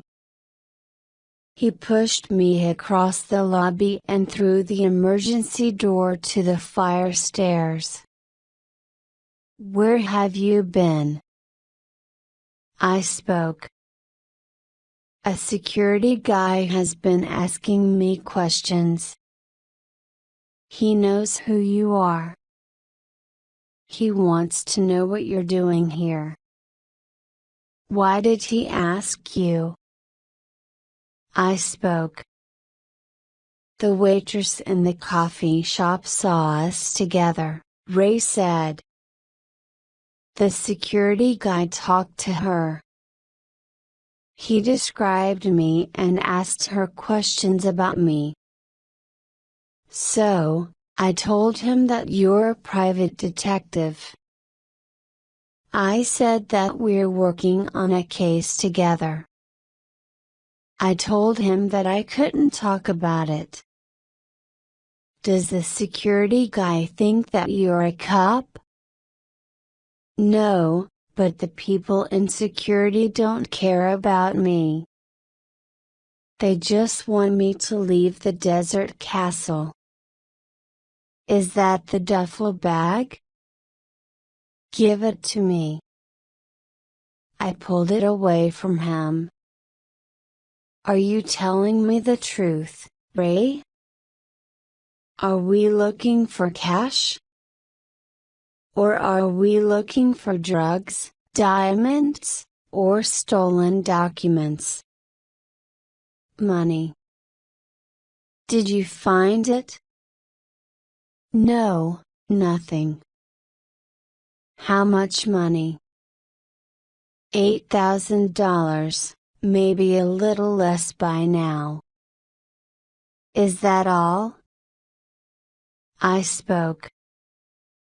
Where did it come from? I'll tell you later. Let's get out of here, Ray said. Wait. We need a plan, I said. The cash isn't in Laura's room because I've searched it. Then she must have it with her, he said. No, and then I had an idea. Wait a minute. I think I know where the money is. Come with me. I knocked on the door of room 1236. Ray stood behind me, against the wall and to the left of Laura's door. Hi, I said when she opened it. I found this in the hallway. I think it's yours. She looked at the duffel bag suspiciously. You found it in the hall? How did it get there? I don't know, I said. Well, thanks, she said, and held out her hand. I pushed the door open quickly and walked into the room. Ray came in after me. Hey, she said. We need to talk, I said. My name is Kinsey Milone. This is my friend, Ray. We want to talk about the money. She moved quickly to the phone but Ray took it away from her. Who are you? She said, a little frightened now. We followed you from California, I said. Your friend, Gilbert, stole some money. Ray wants it back. She looked at Trey and said, You're Ray Rossen. Just give us the money, he said, then we'll leave. It isn't yours, Laura said. It belongs to Gilbert. No, Ray said. It belongs to me and a guy named Johnny Lee, who died 4 months ago. That's not true. Laura shouted. The money is Gilbert's, and you know it. You told the cops about the robbery. Gilbert's brother, Donnie, was killed by the cops because of you. Wait a minute. I spoke. What robbery? Ray didn't answer me. Gilbert lied to you, he told Laura. Do you want to hear the truth? Stop. I spoke. Do you two know each other? Ray looked at me. This is my daughter, he said. I haven't seen her for years. Laura jumped toward Ray. She started crying and hitting him on the chest. He put his arms around her and held her tightly. I'm sorry, baby, he said. I feel so bad about everything. Chapter 8. The Bank Robbery. I watched Trey and Laura with my mouth open. Then I went and looked out the window until Laura stopped crying.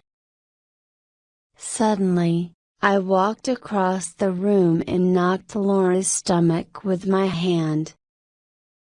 She cried out in surprise. And then, I was sure. "You're not pregnant, are you?" I spoke. "Hey, what are you doing?" Ray said. "She's hiding the money under her dress," I said. "It's in some kind of bag or a vest." "That's not a baby in her stomach, it's the money." "She's pretending to be pregnant." "I am pregnant," Laura said angrily. "Pull up your dress and we'll check your stomach," I said. I could hit you in the stomach again, but harder. I lifted my hand. "Okay," Laura shouted. "All right, the money is in a vest under my dress." "Good, let's see it," I said. "Ray, tell her to get away from me," she said. Ray looked at me. "Stop this." He looked at his daughter. "You start the story." "What did Gilbert tell you?" Laura sat down on the bed. "There was a bank robbery in 1941. There were 5 robbers: you, Gilbert, his brother Donnie, Johnny Lee, and a man named McDermott." "No, 6 of us robbed the bank," Ray said. "There were 2 McDermott brothers, Frank and Daryl." "Gilbert says that you told the cops about the robbery," Laura said. "The cops arrived in the middle of the robbery. There was some shooting and Donnie Hayes was killed. Frank McDermott and a cop died too. The money disappeared, but Gilbert was sure that you and Johnny knew where it was hidden. Johnny was in jail for 2 years. When he got out, he disappeared. Gilbert waited until you got out of jail, Ray. Then he followed you to Johnny's apartment. He found the money that was left from the robbery. Gilbert says that it's his money." "Laura, can I ask something?" I spoke. "Did Marla, your mother, tell you when Ray was getting out of prison?" She nodded and said, "Yeah." "Baby," Ray said to her. "Don't you understand? Gilbert wanted to find me, so he started a relationship with you." "No," she said. "That isn't true." "Did Gilbert ask about me quite soon after your relationship started?" Ray said. "Laura, think about it. More than 40 years ago, Gilbert and I rob a bank. Then Gilbert just arrives at your home one day and says that he loves you. Didn't you think that it was strange? You say that I told the cops about the robbery. If I did tell them, why did I spend 40 years in jail? I would have said to the cops, If I go to jail, I won't tell you the names of the other robbers. Johnny always thought that Daryl McDermott told the cops about the robbery, Ray went on. Daryl was in jail for only 1 year. Laura, Gilbert wants all the money for himself. He also wants to blame me because Frank died. Are you and Gilbert Hayes married?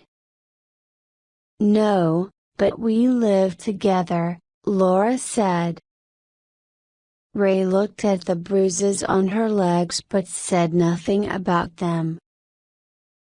Okay, now let me tell you my story, he said. It starts in the winter of 1937.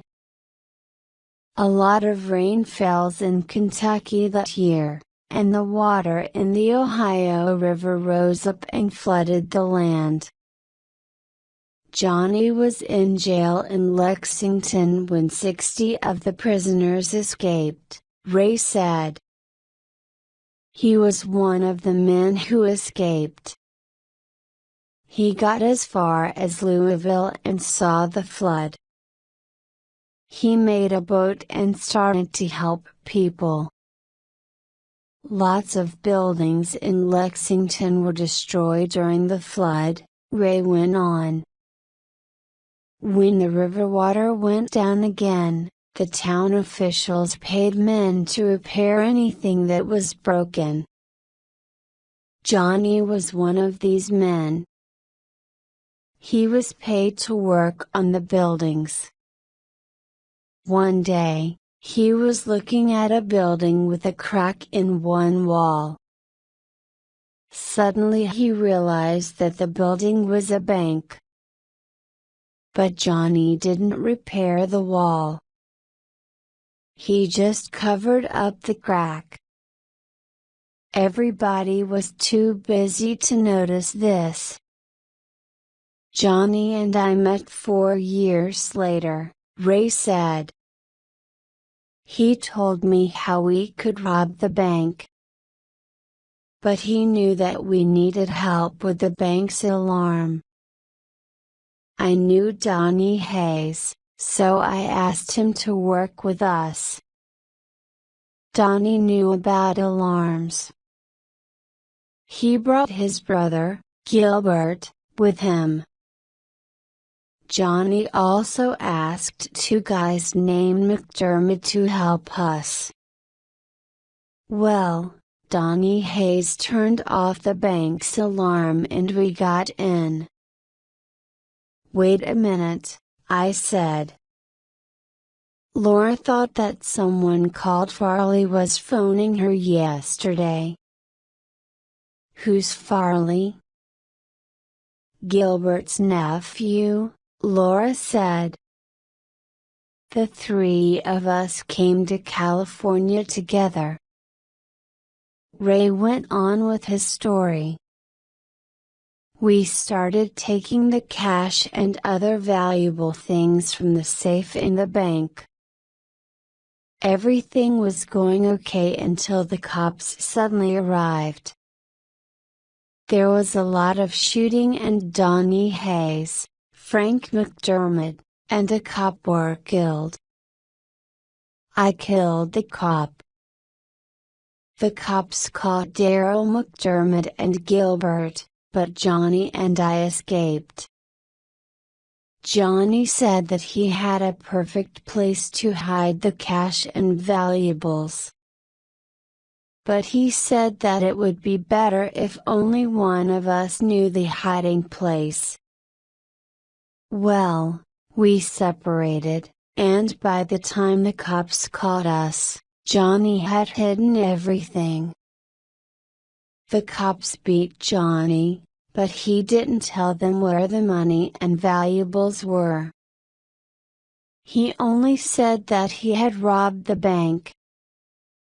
Me and Johnny were sent to jail for 25 years, Ray went on.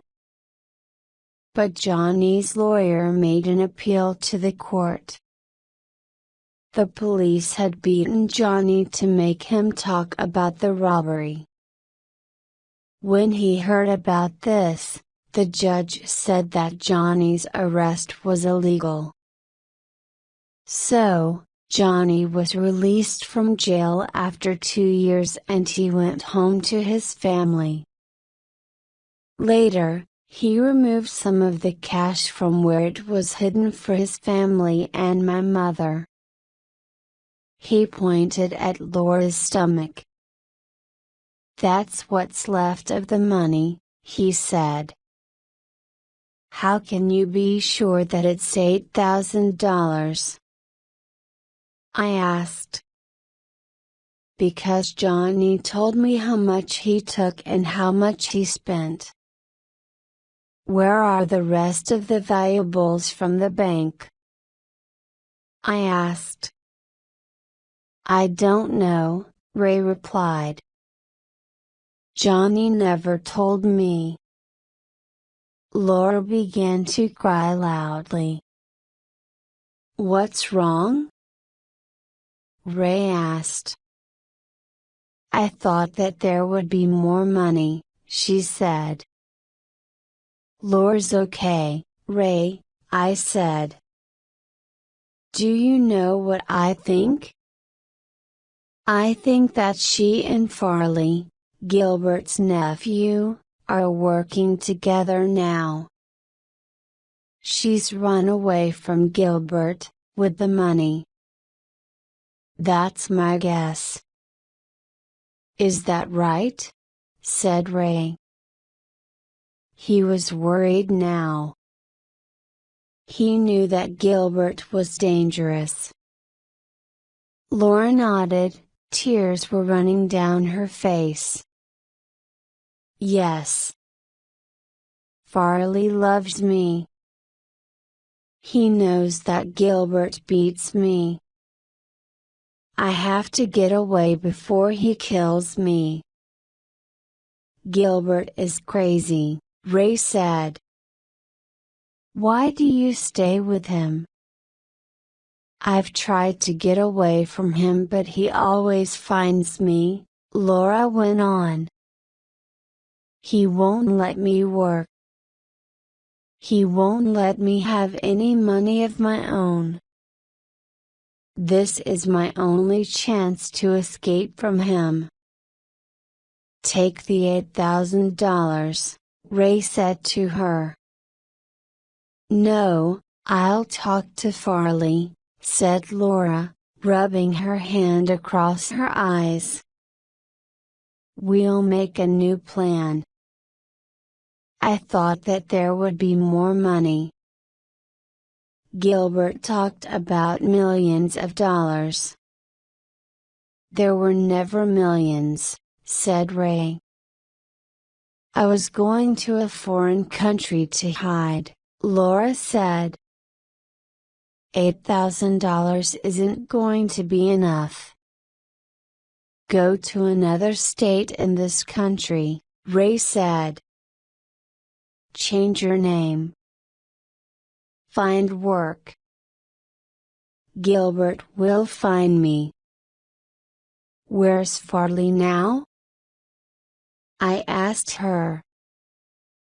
"He's in Santa Teresa with Gilbert. We didn't want Gilbert to get suspicious." "I don't understand," I said. "When I left Santa Teresa, I was going to fly to Palm Beach, Florida," Laura explained. "Gilbert has a friend there. He paid this friend to meet me and stay with me until he and Farley arrived. Gilbert wanted to get the money out of California as soon as possible. But he and Farley had to wait for their passports to arrive. I already had my passport. I was going to wait in Palm Beach for them, then later we would fly to Rio de Janeiro." "But you got off the plane in Dallas," I said. When was Farley going to meet you? As soon as he could. He knows where I am. We made an arrangement. Farley was going to call me. Did he ever call you? I asked. He called me this morning, she replied. He had to wait until Gilbert went out of the house. I told him about the money, and he was frightened. He said that he would call me again in an hour. Ray said, but he didn't call? No, Laura replied. Gilbert's friend in Palm Beach will have called Gilbert, I said. He'll have told Gilbert that you never arrived in Florida. Of course, said Laura, but Gilbert doesn't know where I am. What about Farley? I spoke. Gilbert will see that Farley is frightened, and he'll guess your little plan. Of course, he will. Ray said. But Dallas is a big place, Laura said.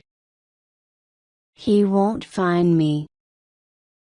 Farley knows where you are, Ray said. Well, yeah, but I can trust him, said Laura. You've got to get out of here, Laura, said Ray.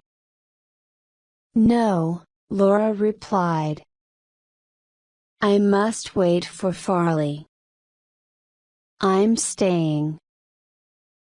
I searched through my shoulder bag for my plane ticket, then I started looking for the phone book. Well, I'm getting out of here. You're leaving us? Ray said. What about Chester? I'm not working for Chester any longer, so there's no reason for me to stay.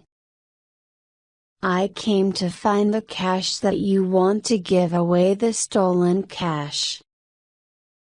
And that's another reason for me to leave. It's been 40 years since we took the money from the bank, said Ray. The bank closed in 1949. Most of the customers are dead, so who could I return the money to? But you stole the money, that's still a crime, I said. What about the statute of limitations? He said. The law says that I can't be punished for a 40-year-old crime, doesn't it? Ask a lawyer, I said. Maybe you're right. I phoned American Airlines. My name is Kenzie Milone, I told the ticket agent. I'm in Dallas and I want to fly to Santa Teresa as soon as possible. The agent told me that there was a flight to Santa Teresa at 2:22 p.m. and another at 6:10 p.m. Okay, I said. I checked my watch. It was 12:30 p.m. I put down the phone. Are you going to fly back to California? I asked Trey. No, I'm going to wait here with Laura until she hears from Farley, he said. Then I'll go to Louisville. What about Chester? I spoke. Half the money belongs to him. Ray smiled. I was never going to give him any of the money. I took a taxi to the airport. I didn't get on the 2:22 p.m. flight, so I had to wait 4 hours. At 5 o'clock, the flight from Santa Teresa arrived. I watched the passengers getting off the plane. Suddenly I saw a black Stetson in the crowd and I recognized the person who was wearing it. It was Gilbert. He was one of the last passengers to leave the plane. Chapter 9. The Fire. I had 30 minutes to wait before I could get on my flight to Santa Teresa. I decided to follow Gilbert Hayes. While he waited for his luggage, I used my charge card to phone the desert castle. I saw Gilbert collect his bags and go toward the airport lobby. Suddenly he stopped and opened one of his bags. He pulled a gun from the bag and pushed it into the belt of his jeans. Then he walked across to the car rental desk. The hotel operator answered my call. Desert Castle. How can I help you? Please will you ring Laura Hudson's room? I asked. She's in 1236. Laura's phone was busy. I spoke to the operator again. Please ring Ray Rossen's room, I said. The phone rang in Ray's room 15 times. He didn't answer. Gilbert Hayes was still at the rental desk.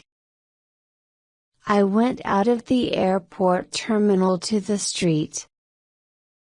I looked around for an airport police officer. I couldn't see one. A large white car stopped in front of me. The driver got out and opened the doors at the back.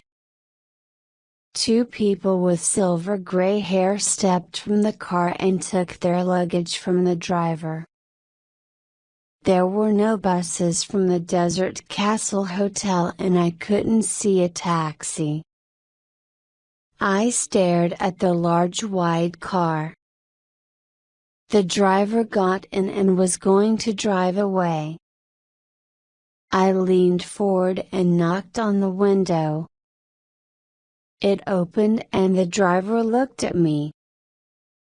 He was in his 30s, with a round face and short red hair.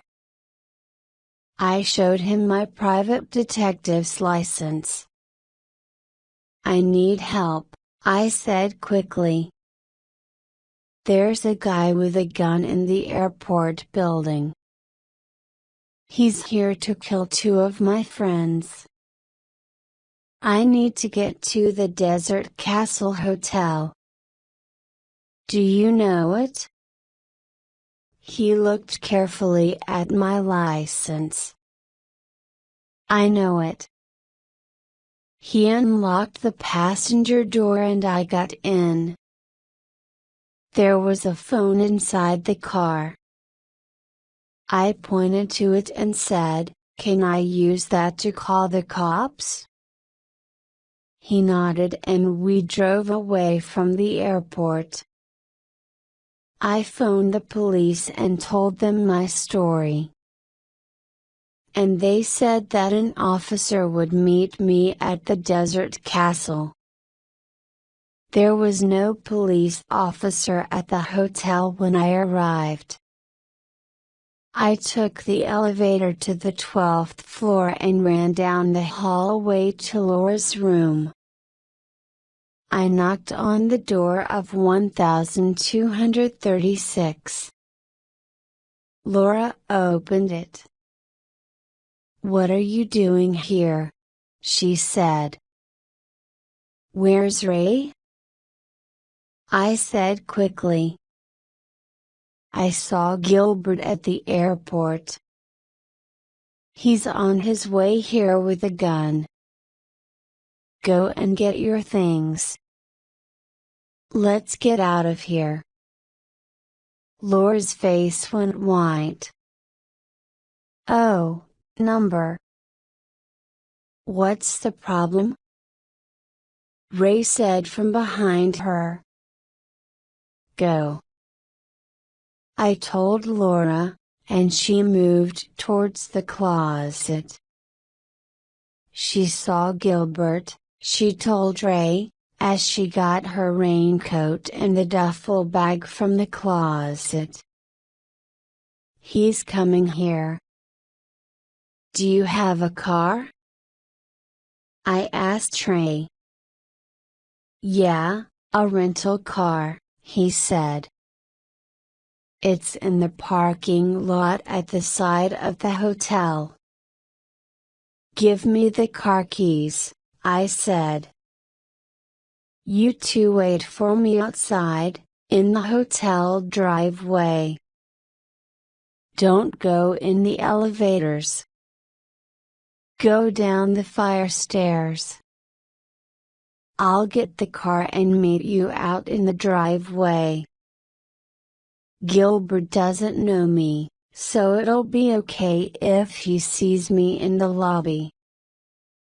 Ray described the car and told me the license plate number. Then he and Laura went off to the fire stairs. I used an elevator to go down to the lobby. When the doors opened, Gilbert was standing there, waiting to go up. For a moment, we looked at each other, then I moved to the right and walked past him. Behind me, the elevator doors closed. I checked the lobby for police officers but there were none. I glanced back at the elevator and saw the doors open again and Gilbert step out. He stood there, looking at me. Something in his eyes was saying, "I remember you from Santa Teresa Airport." How did he connect me with Laura Huckabee? I don't know. But he did. I walked past the coffee shop and turned into a short corridor with 3 doors. I pushed through one of them. I was in a hallway where the walls went up into darkness. I passed wooden boxes filled with glasses, carts filled with plates, and piles of chairs. I went up 6 stairs. At the top, the corridor continued. Behind me, I heard a door open and shut. I started to run, my shoulder bag hitting against my side. On the wall to my left, there was a metal ladder, a fire escape. I glanced back. I could hear someone coming along the corridor behind me. I started to climb the ladder. My bag felt heavy and it was slowing me down. At the top of the fire escape, I could touch the ceiling above me. I was standing on a narrow metal catwalk, high inside the building. Along the right side of the catwalk, there was a metal chain at the height of my waist. It was the only thing between me and the darkness below. I walked slowly, staying close to the wall. I came to a small wooden door and opened it. In front of me, there was a lighted corridor about 6 feet high. There were windows along the top of the corridor wall on the right side, and some were open. I shut the door behind me and went to the nearest window and looked down. Below me, there was a large, long room. I shook the things out of my shoulder bag onto the floor of the corridor. I pushed my driver's license, phone charge card, private investigator's license, credit card, knife, toothbrush and toothpaste, and the keys to Ray's rental car into my jacket pockets. I left the bag on the floor. Now I could move more easily. Then I heard someone walking along the metal catwalk on the other side of the door. I went back to the door and quickly pushed the bolt across. I'd locked the door just in time. Someone was pushing it. After a minute or two, I heard the person go back along the catwalk to the ladder. I waited 15 minutes before I unlocked the door and looked out. At that moment, the fire alarm sounded. Water sprinklers came on over my head and water began to pour down like rain. I could smell smoke in the air. Then the lights went out. I moved slowly along the dark catwalk. Ahead of me, I could just see a red glow. Hot smoke was coming up around me.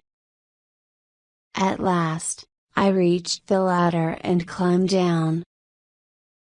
It was wet from the water sprinklers. I could see the red glow of the fire below me and I heard the sound of breaking glass and roaring flames. At the bottom of the ladder, I turned left and, a few feet further on, I saw a door. I pushed it open and found that I was in a dark hallway.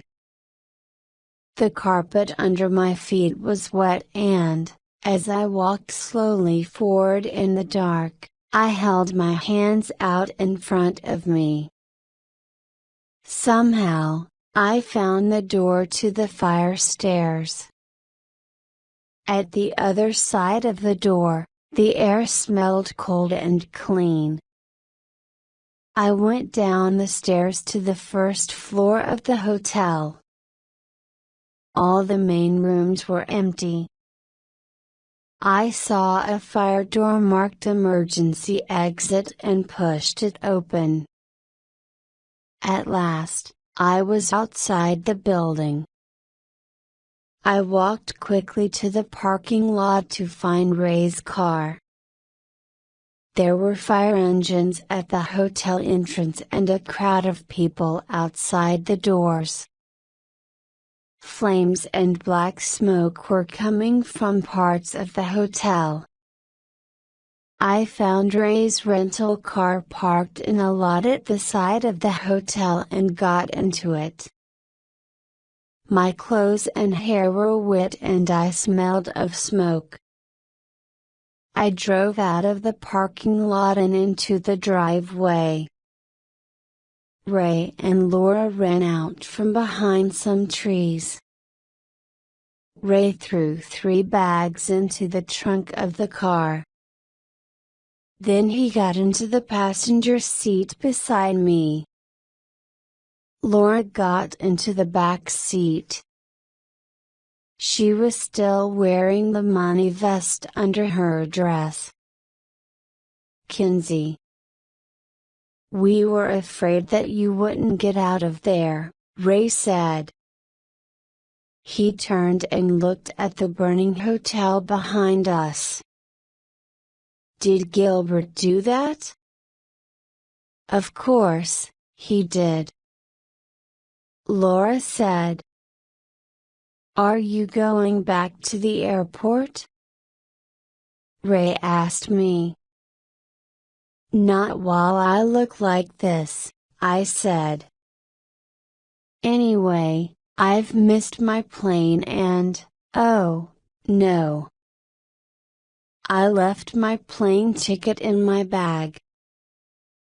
Well, it's gone now, Laura said, half smiling. Where are we going now? Ray said.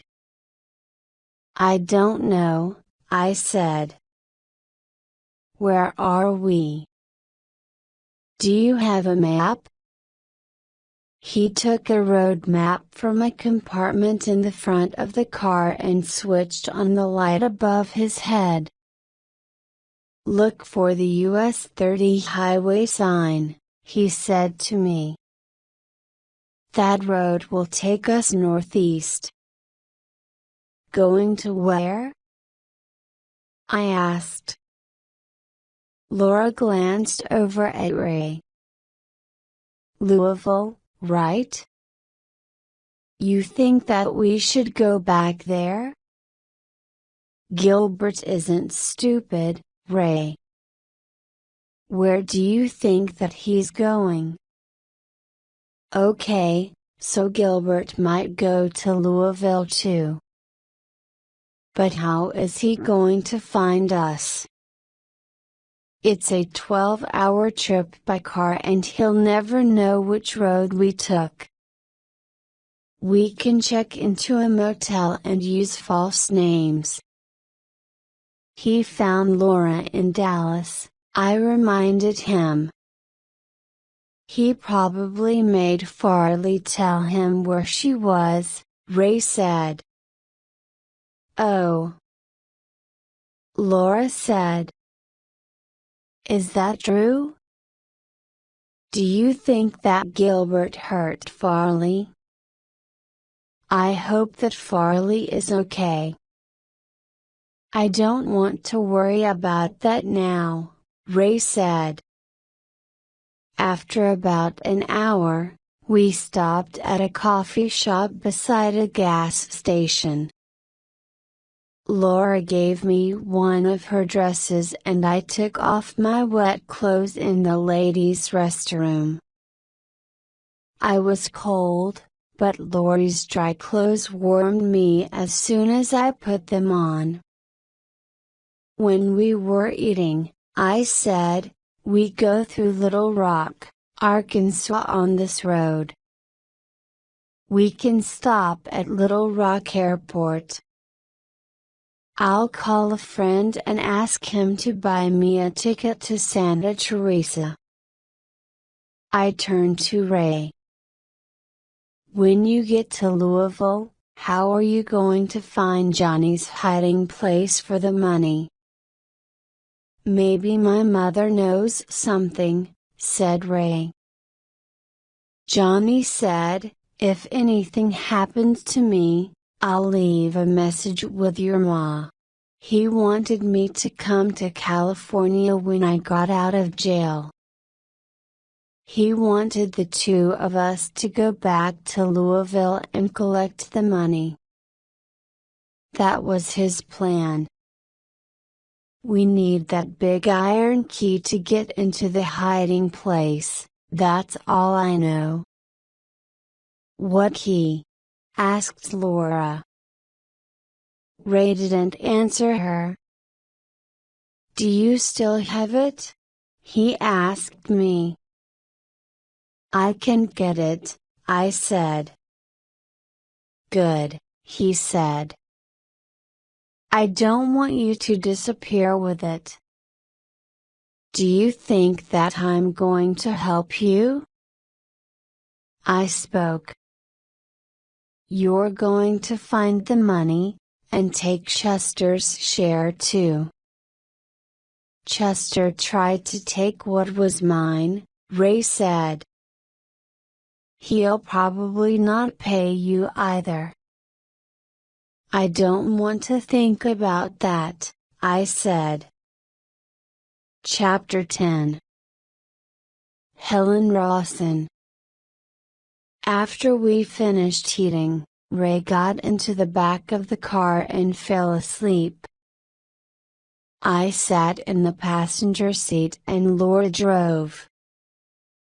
So, you never had any time with Ray when you were younger? I said to her. No, she said. After Ray and my mother got divorced, she made me write to him once a month. Then she got married again and forgot about Ray. What about your stepfather? I spoke. What's his story? Paul? He and Gilbert are real good friends, she said. If Paul hears anything bad about Gilbert, he doesn't believe it. And my mother repeats whatever Paul says. She glanced at me. Are you married? I was, I said. Twice. Gilbert was loving and kind to me at first, Laura said. And being with him was great. But he doesn't trust people. Sometimes when he drinks alcohol, he cries like a baby. Then he makes me real sad. He breaks my heart. And your nose, I said. Later, I drove the car and Laura sat beside me. Then she fell asleep, too.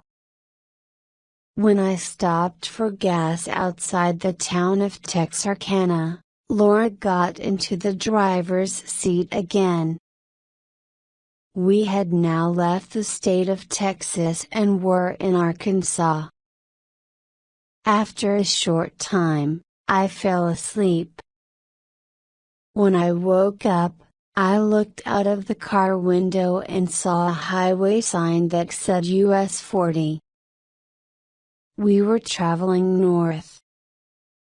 How far is it to Little Rock? I asked. We've passed Little Rock, said Laura. What?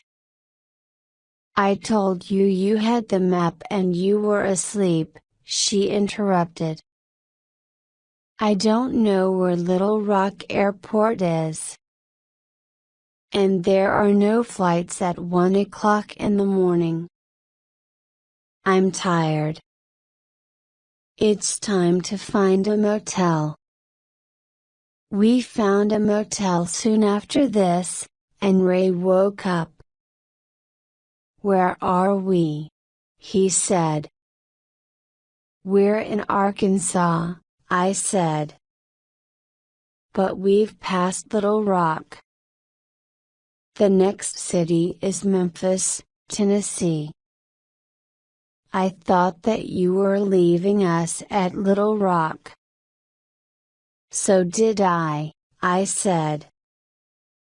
We booked 2 motel rooms, one for Laura and me, the other for Ray. We arranged to meet him at 6 o'clock in the morning. We drove into the state of Tennessee and entered Memphis at 7 o'clock the next morning. I sat in the back of the car and looked out of the window. I wanted to find a public phone and call Henry.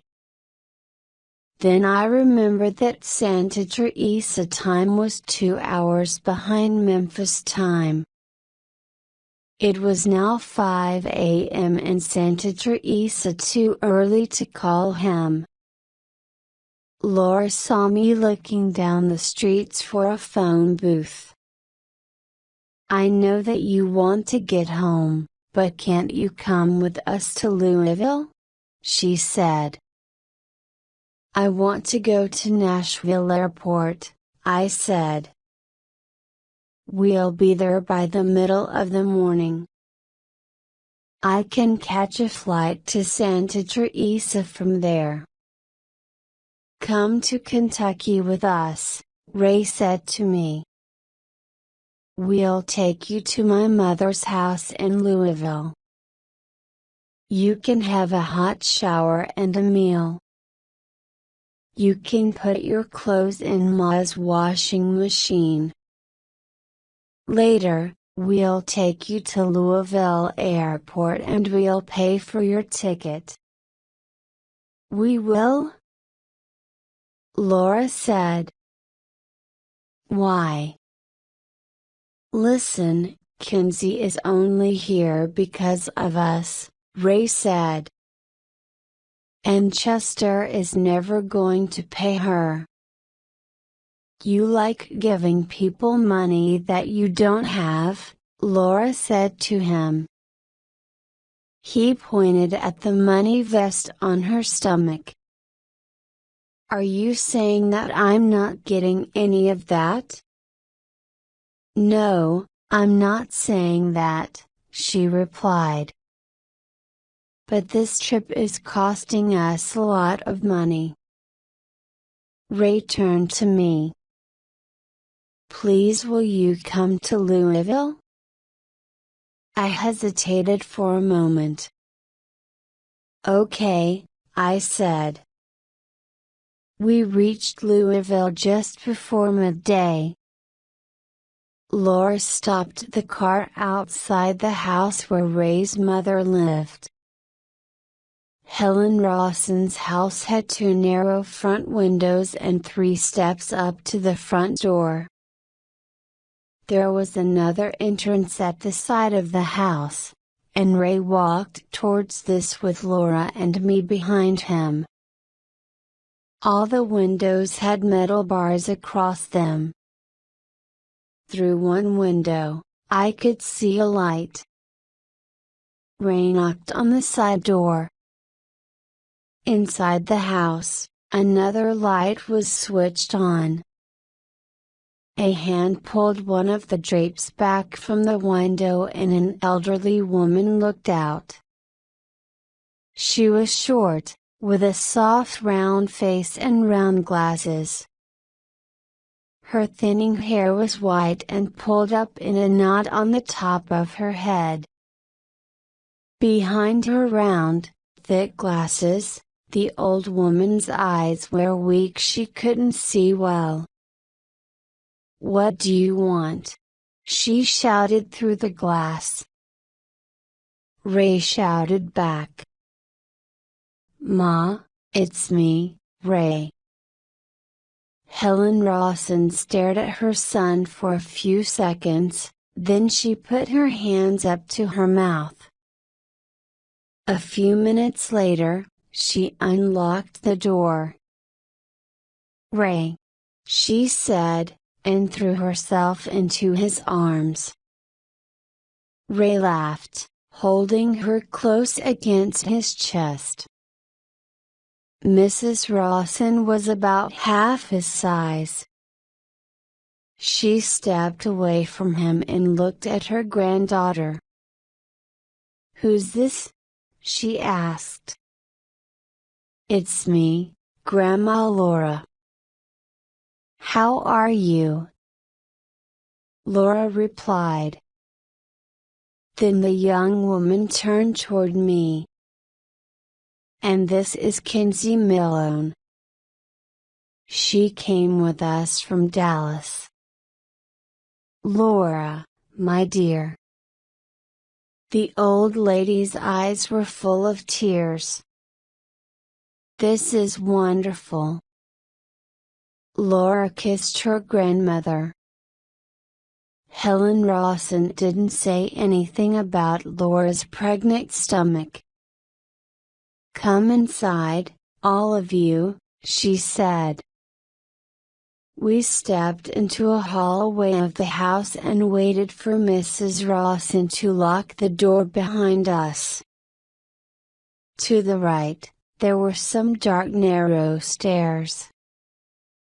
To the left, There was a kitchen and Helen Rossen led the way into this room. The kitchen stove was very old, and there was a big table with 4 chairs in the center of the room.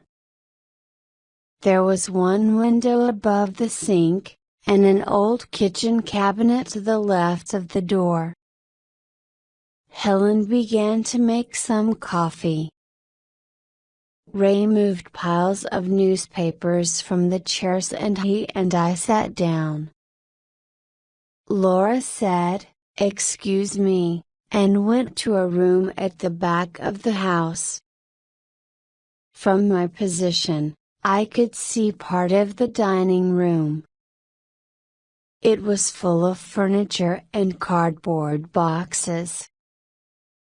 Beyond the dining room, there was a living room, with 2 windows that looked out onto the street. After some minutes, Laura returned to the kitchen.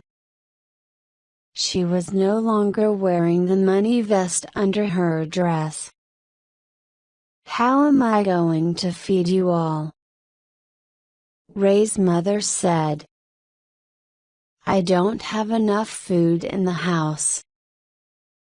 "Write a list of the things that you need," Ray said. "We'll go to the market and buy everything. Kinsey has some clothes to put in your washing machine. Is that okay?" "Yes, of course," his mother said. "And I'd like to borrow your phone, and a pen and some paper, please," I said. The phone and phone book were in the bedroom at the back of the house. I called American Airlines. There was a flight from Louisville to Chicago at 7:12 p.m. From Chicago, I could get a plane to Los Angeles, which would arrive at 10:24 p.m., California time.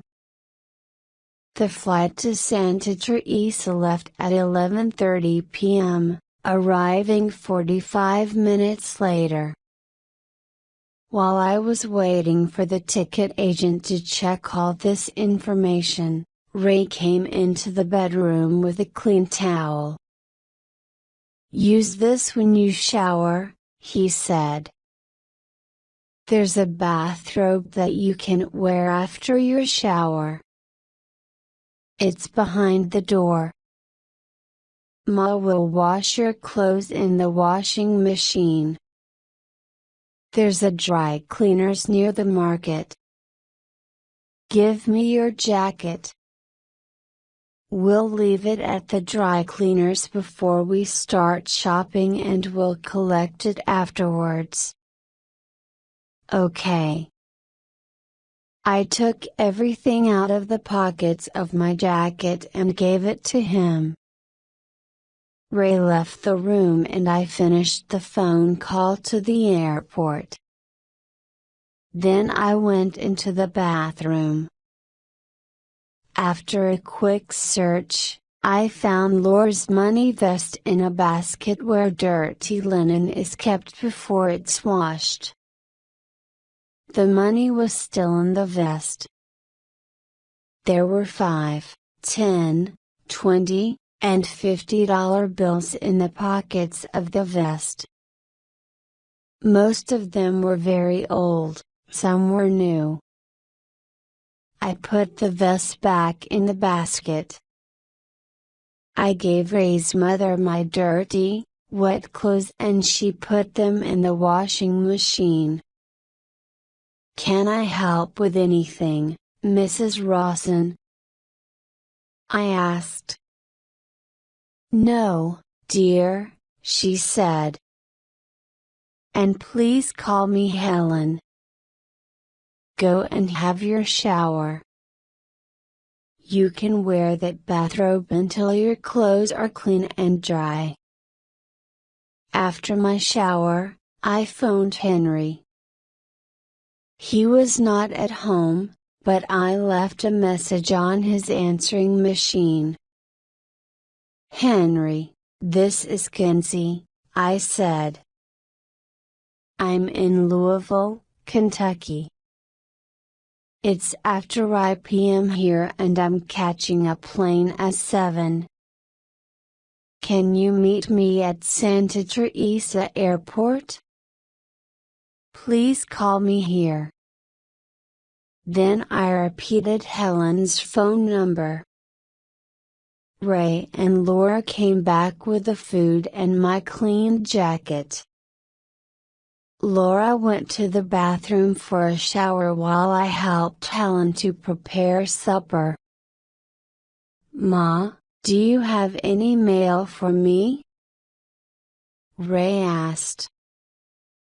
My friend in California was going to send me a letter. "Yes," Helen said.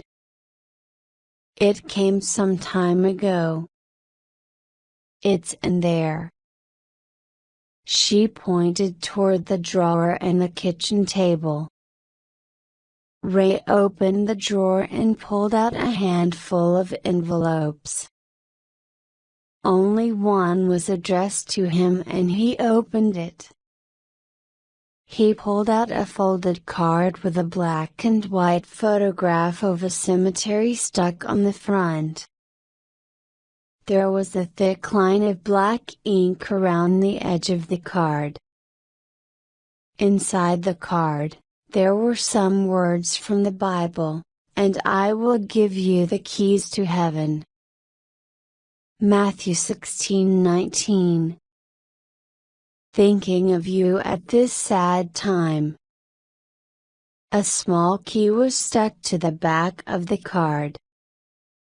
Ray pulled the key off the card and looked at it before he gave it to me.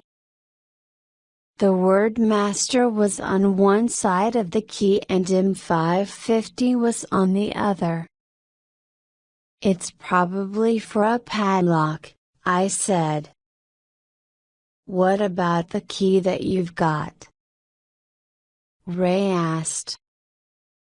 "It's in the bedroom," I replied. "I'll get it when Laura's finished in there."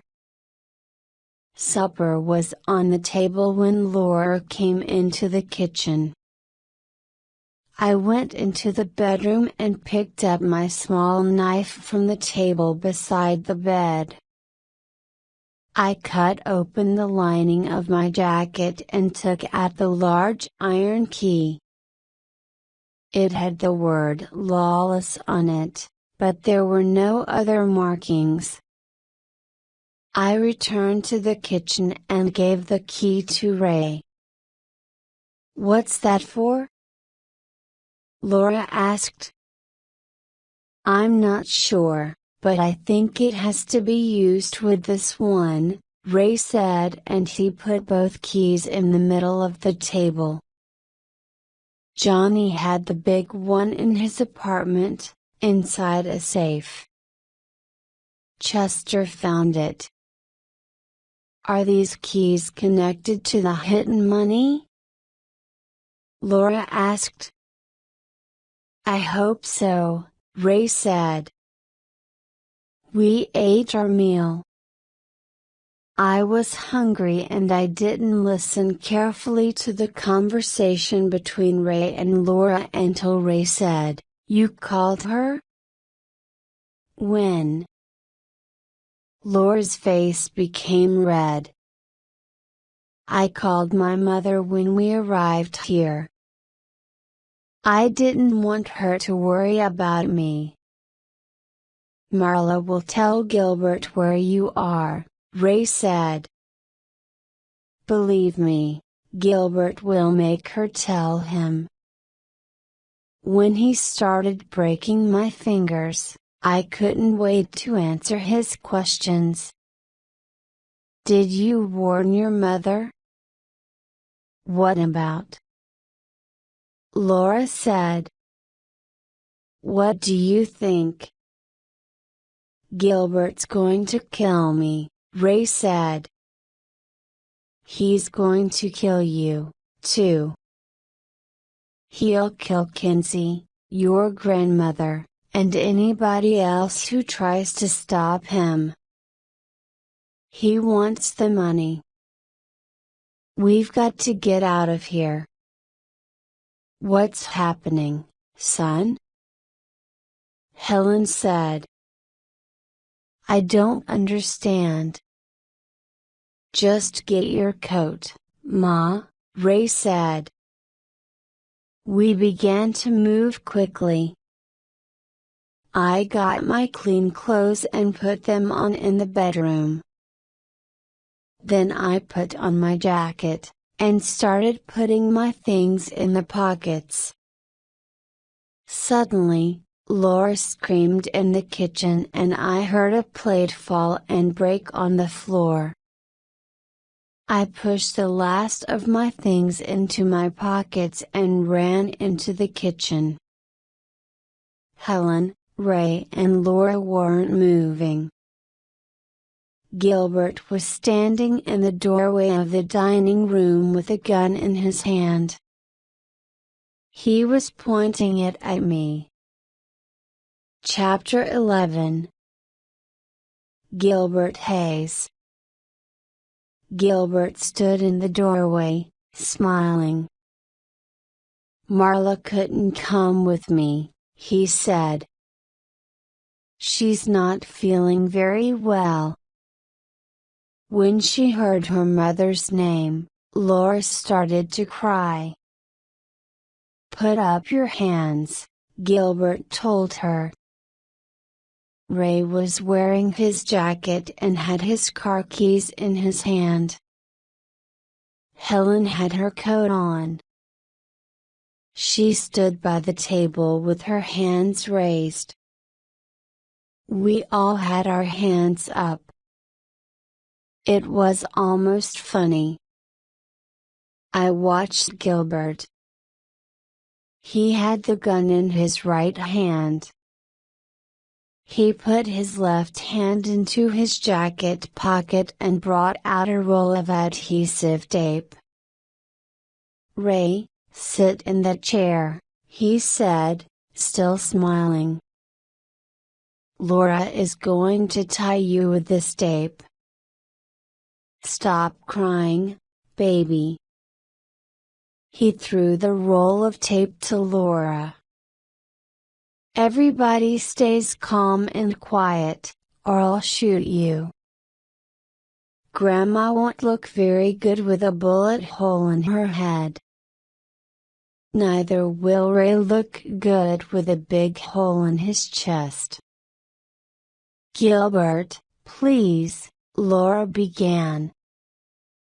Tape him. Gilbert screamed. Ray sat in a chair and Gilbert looked at me. Give me the keys, he said. I reached for the 2 keys on the table and put them in his left hand. He glanced at them, then put them in the pocket of his jacket. Ray said, Listen, Gilbert. You can do anything that you want to with me, but leave the others alone. I can do anything that I want to, Gilbert said. And I'm going to do it. I don't care about the old woman, or her. He looked at me. Then he pointed at Laura. But she ran away from me. Get on with the taping, he told her.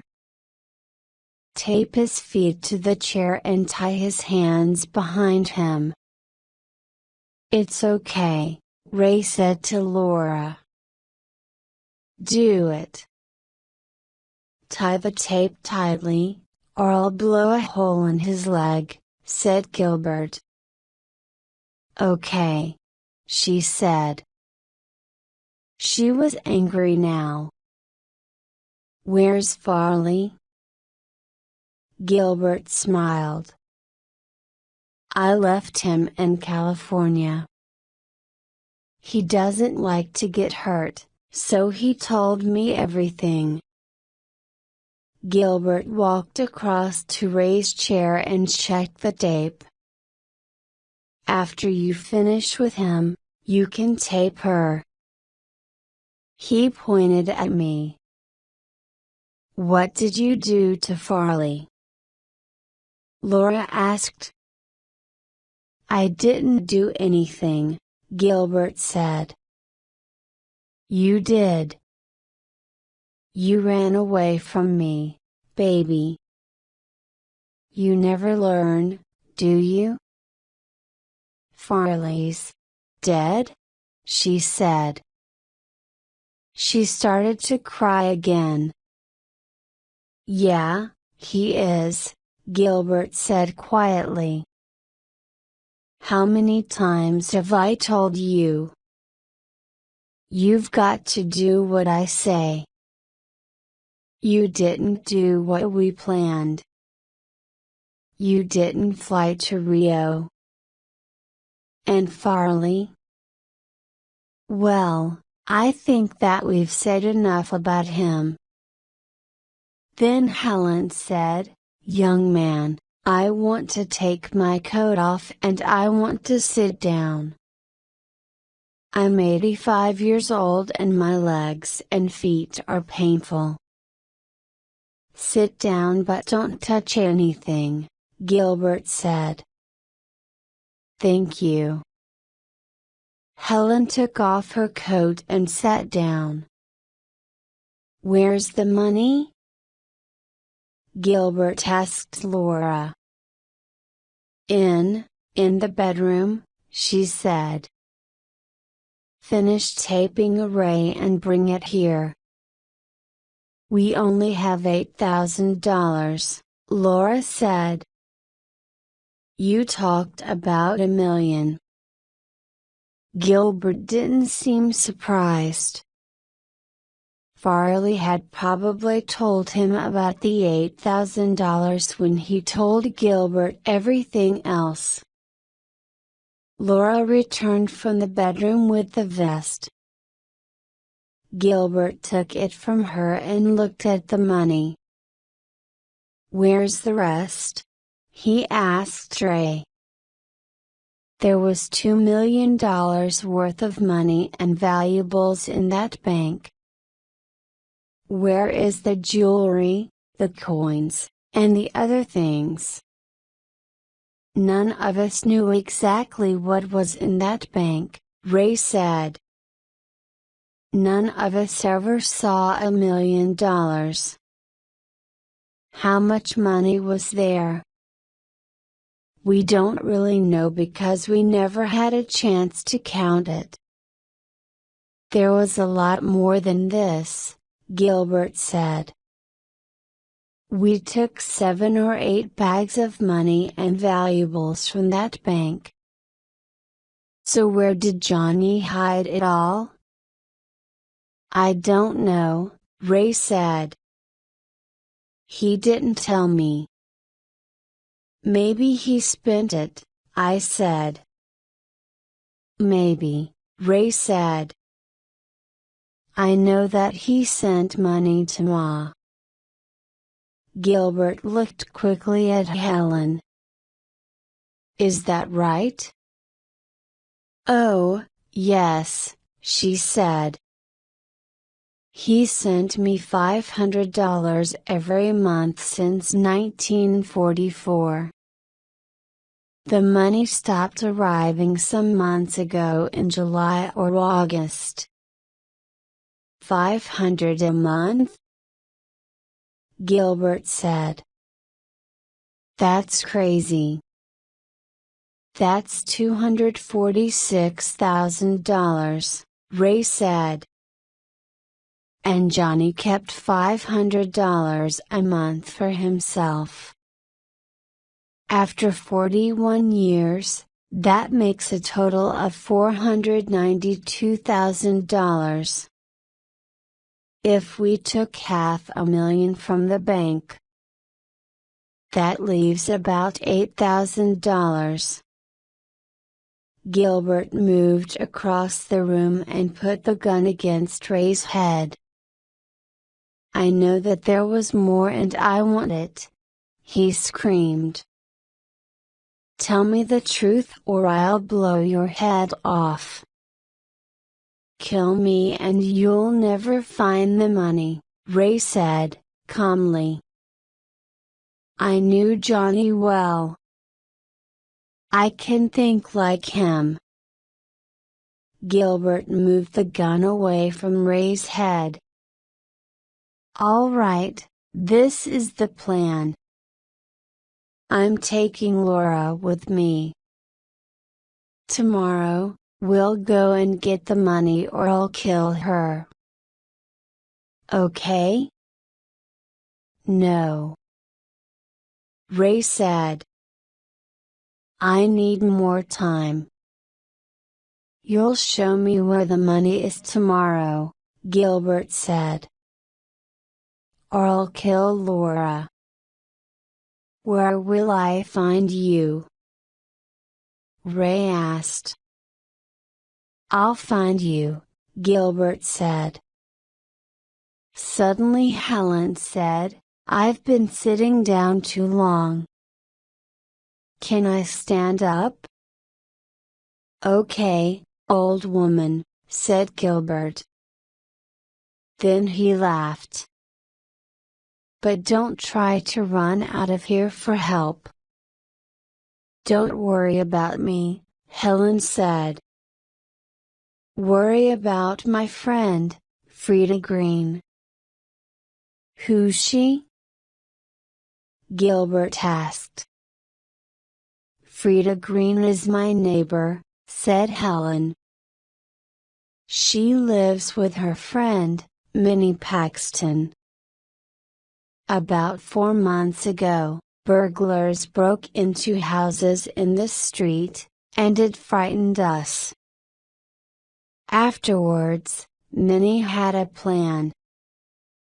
We each made a shelf under a table in our houses and we keep a gun there like this one.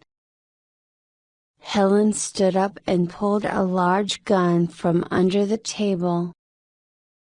The 4 of us stared at the old woman. Because she couldn't see very well, Helen was pointing the gun at the window and not at Gilbert. Drop that, he said. Drop your gun, she replied. I expected Gilbert to shoot her, but he said calmly, that's a heavy gun. Your arms are going to get tired. I'll shoot you before that happens, Helen said. You're not strong enough to. Gilbert didn't say anything more. He was interrupted by a bullet that went past his right ear and through the kitchen window. Other bullets cut his ear and neck. Laura screamed and threw herself down onto the floor, but I was down there before her. Ray pushed his chair over and lay on his side. Gilbert shouted with pain and dropped his gun. This time I'll blow your head off, Helen said loudly. Gilbert grabbed Laura's hair. He pulled her up in front of him. With his other hand, he picked up the money vest. If you shoot at me again, I'll break her neck, he said. He moved back into the dining room, pulling Laura with him. I heard the sound of breaking glass as he kicked the front door open. Then they were gone. Helen's body was shaking with fear and her face was pale. She sat down in a chair. Where did Gilbert go? She asked. What's happening? He's got Laura, Ma, Ray said. But everything's going to be okay. I got a kitchen knife and cut the tape from his hands and feet. Soon he was free from the chair. I should have killed him, Helen said. Her body was shaking again. Ray took his mother into the bedroom and helped her into her bed. I found Gilbert's gun and picked it up carefully with my knife. The police could check his fingerprints on the gun. They could use this information when Gilbert went to court for his crimes. I put the gun on the kitchen table, then knocked softly on the bedroom door. Ray opened it a few inches. "We must call the police," I said. "Don't do that," he whispered. "Why not?" "I'll be out in a minute, as soon as Ma is asleep. You and I need to talk." He shut the door again. While I waited, I picked up the glass from the broken window. I heard Ray talking on the phone in the bedroom. Maybe he was calling the police. He came back into the kitchen, closing the bedroom door behind him. He saw Gilbert's gun on the table and picked it up. He pushed it into his belt. "Now you've spoiled Gilbert's fingerprints," I told him. "Nobody's going to check this gun for fingerprints," Ray said. He went into the dining room and came back with a piece of cardboard. He used some of Gilbert's adhesive tape to fix the cardboard across the broken window. "I heard you talking on the phone," I said. "Did you call the police?" "Number?" "I called Marla," he said. "Gilbert beat her and broke her nose. But she doesn't want to go to the cops while he's got Laura." "You could go to the police, Ray. Let's look for the money first." "Why don't you want to go to the police?" I spoke. "What's the problem?" He didn't answer. And then I started thinking. "Did they let you out of prison, Ray, or did you escape?" I said suddenly. "It wasn't really a jail," he replied. "We weren't locked in at night." "But you weren't allowed to leave," I said. "You were still a prisoner. Right?" He didn't answer. "Prisoners don't have driver's licenses." "How did you get a driver's license?" I asked. "I didn't. I don't have one." "You've been driving without a driver's license?" "How did you rent a car without one?" "I didn't," he replied. "You stole the rental car?" I spoke. "Yeah. So, we can't go to the cops. If we find the money, Gilbert won't kill Laura." I was angry now.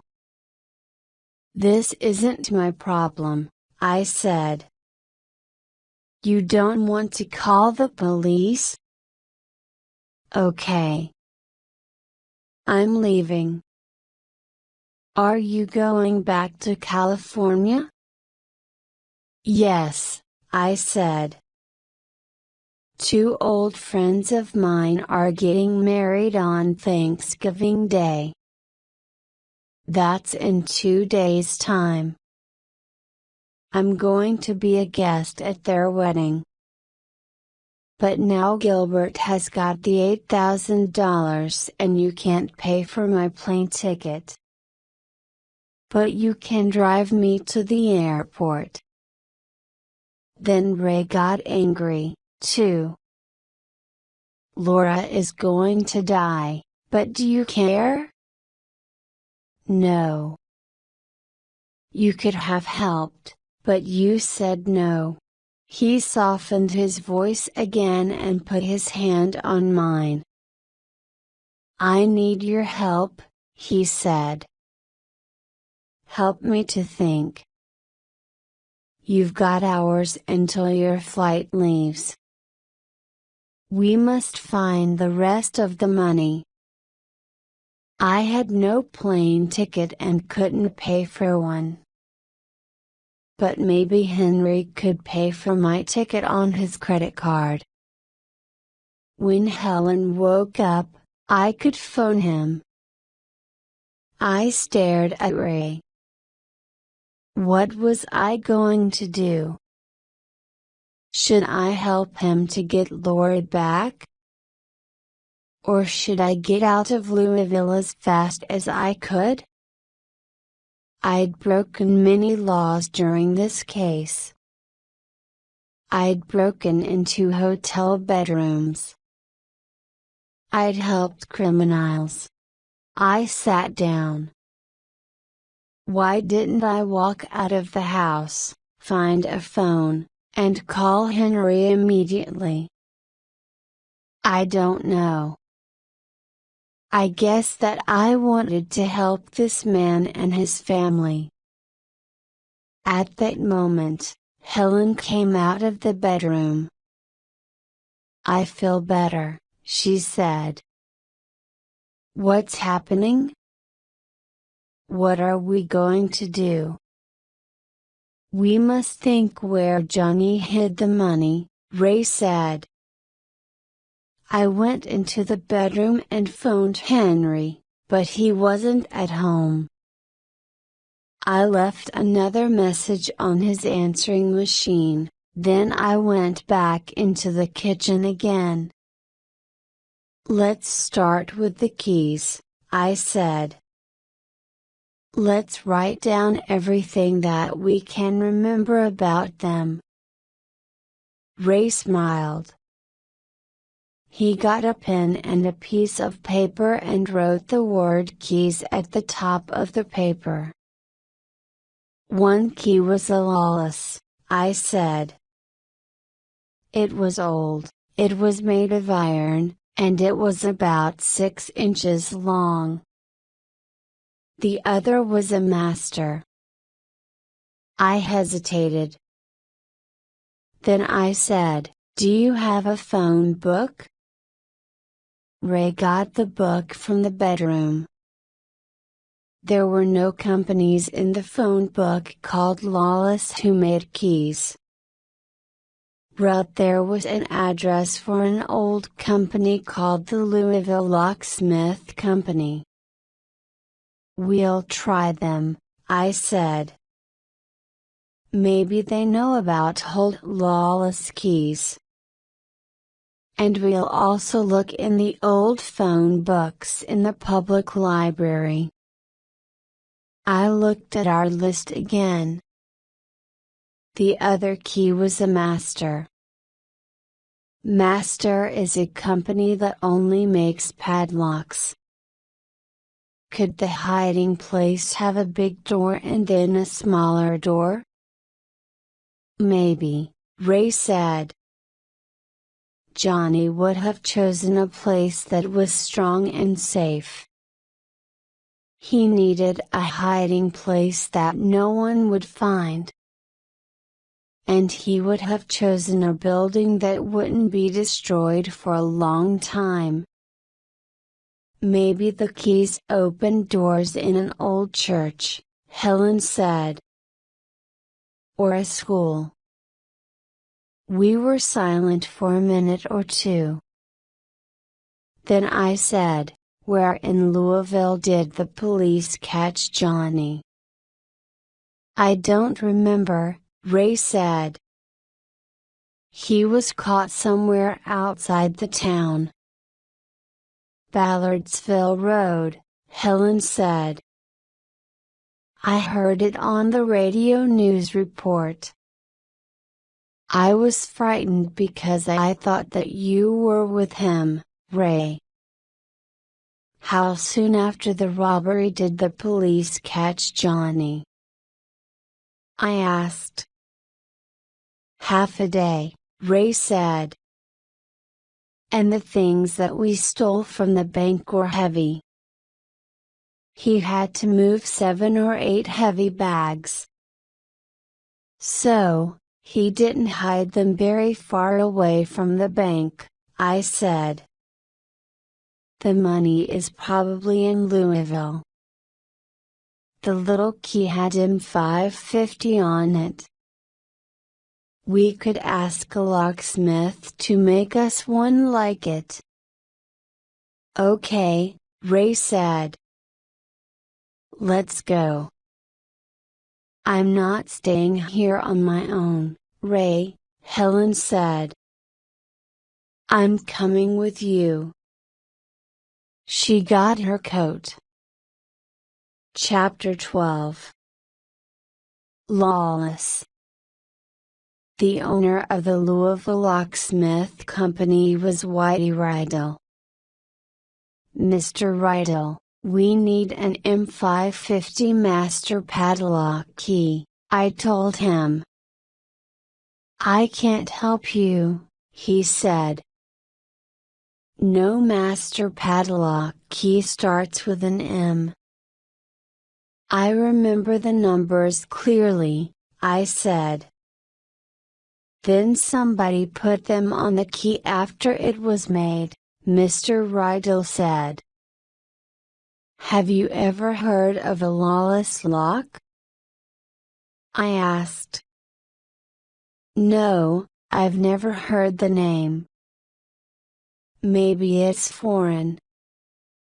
Was there a Lawless locksmith company in the 1940s? I asked. No, he said. Are you sure? I spoke. Ray put his hand on my arm. Let's go, Kinsey. Then he looked at Mr. Rydell and said, thanks for your help. It was now late afternoon. Outside, the sky was almost dark. A cold wind was blowing and there was snow in the air. We drove back to Helen's house. Had Henry called while we were out? I didn't know.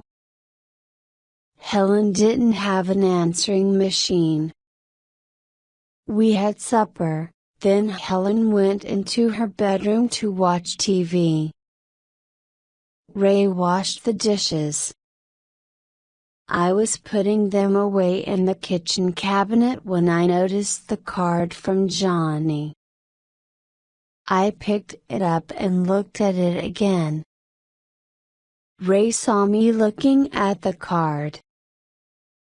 Read the message again, he said.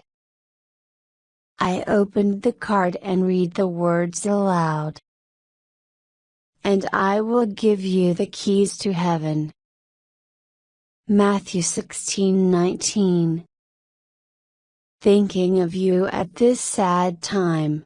Maybe M550 is a clue to another part of the Bible, I said. Maybe M550 is Matthew chapter 5, verse 50. Chapter 5 of Matthew only has 48 verses, Ray said.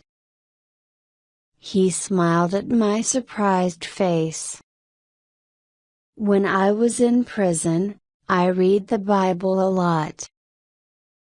I closed the card and looked at the black and white photo on the front. It was a picture of a cemetery that was covered in snow. All the gravestones were old. There were 5 small headstones and 3 large monuments. Some of the old monuments had tall iron railings around them. The biggest monument was white and it had the name Belisaro on it. Do you recognize this cemetery? I asked Trey. No, he said. Anyway, Johnny didn't have time to dig a hole and bury the money. We robbed the bank during the winter of 1944 and the ground was hard. It was winter? I spoke. Maybe this photograph was taken at that time. But why did Johnny send you a picture of a monument in a cemetery? And is the Belisaro monument important?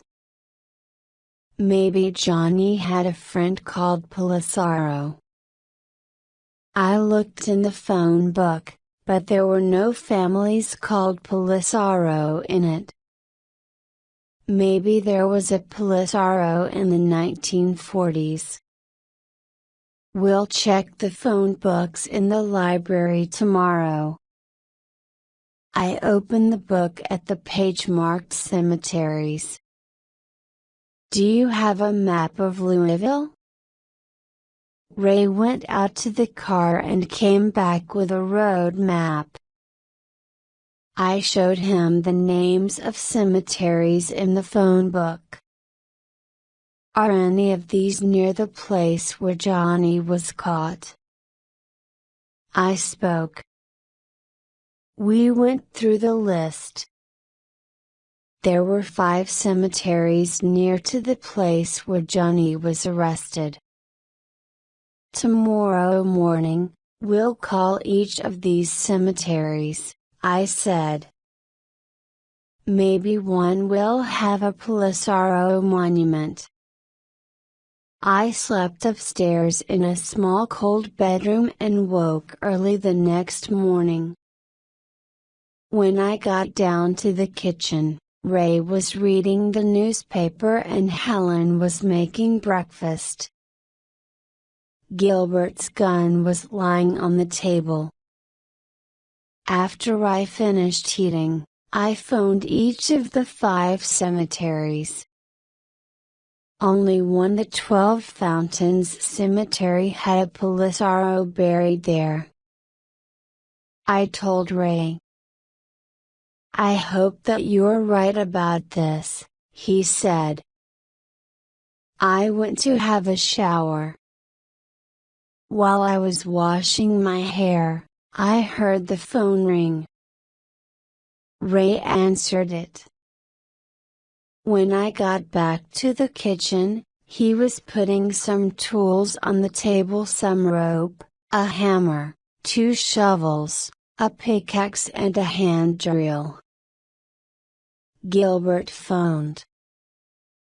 He's coming here with Laura, he said. I said that we might have some ideas where the money is hidden. He took Gilbert's gun from the table and pushed it into his belt. Half an hour later, Gilbert and Laura arrived. They had the duffel bag with them, and Gilbert was wearing his Stetson again. There were injuries on his neck and ear where the bullets from Helen's gun had hit him. Laura looked very tired. She started to go toward her grandmother, but Gilbert stopped her. He put a hand on the back of Laura's neck and said something quietly into her ear. She said nothing. Then Gilbert saw the gun in Ray's belt. "Give me that," he said. "I want the keys first," Ray replied. Suddenly, Gilbert's right hand went to Laura's neck, and I saw that he was holding a knife in his right hand. The knife made a small cut in Laura's skin and blood ran down her neck. "Daddy!" she cried. Ray took the gun from his belt and gave it to Gilbert. "Here, take it," he said. "Move the knife away from her neck." Gilbert moved the knife to his left hand and took the gun with his right. "We've got to trust each other," he said to Ray. "When I get my share of the money, she can go with you." "Okay," Ray said. "He's not going to share the money with us," Laura said suddenly. She started to cry. "Tell him where it is before he kills me. I've waited 40 years for this money," Ray shouted. He was angry with her now. "I'm buying your life, Laura, but it isn't cheap. My business is with him, okay?" Laura stopped crying. Gilbert was enjoying this argument. I listened while Ray told him the plan. Ray didn't say the name of the cemetery, or the name on the monument. "We haven't found the money yet, but we're getting close," he said. "Do you have the keys with you?" Gilbert took them from his pocket, then he put them away again. "The old lady is coming with us," he said. "I don't trust her. She could call the cops." "She won't do that," Ray said. Gilbert put one hand around Laura's neck again. "We're all going together," he said. The 12 Fountains Cemetery was several miles from Louisville. There was a small office near the entrance, on the other side of some tall iron gates. Ray drove the car through the gates and stopped the car outside the office. Gilbert took Helen with him into the building. Laura had bruises on her face, and he didn't want people to see these marks and ask questions. After a few minutes, Ray and Helen came back to the car with 2 maps of the cemetery. The smaller map showed the part of the cemetery that we needed to visit. On the larger map, one area was marked with a red circle. Gilbert shows this map to Ray and pointed to the red circle. "The Polisaro Monument is there," he said. Ray drove through the cemetery until he found the Polisaro Monument. Then he parked the car and we all got out. It was a cold winter's day and there were no other people near us in the cemetery. I looked at the monument in the photo on the card and then I looked at the monument in front of us. It was the same. The building was made of white stone and it was taller than all the headstones around it. Gilbert threw his Stetson onto the back seat of the car. "What do we do now?" he asked Ray. "Let me think for a minute," Ray said. He looked at the headstones, the trees, and the hills in the distance. I did the same. We were both looking for some kind of clue. The Polisario monument had to be important. Ray was looking at the names on the gravestones. I slowly turned around in a circle. There were 5 mausoleums around us.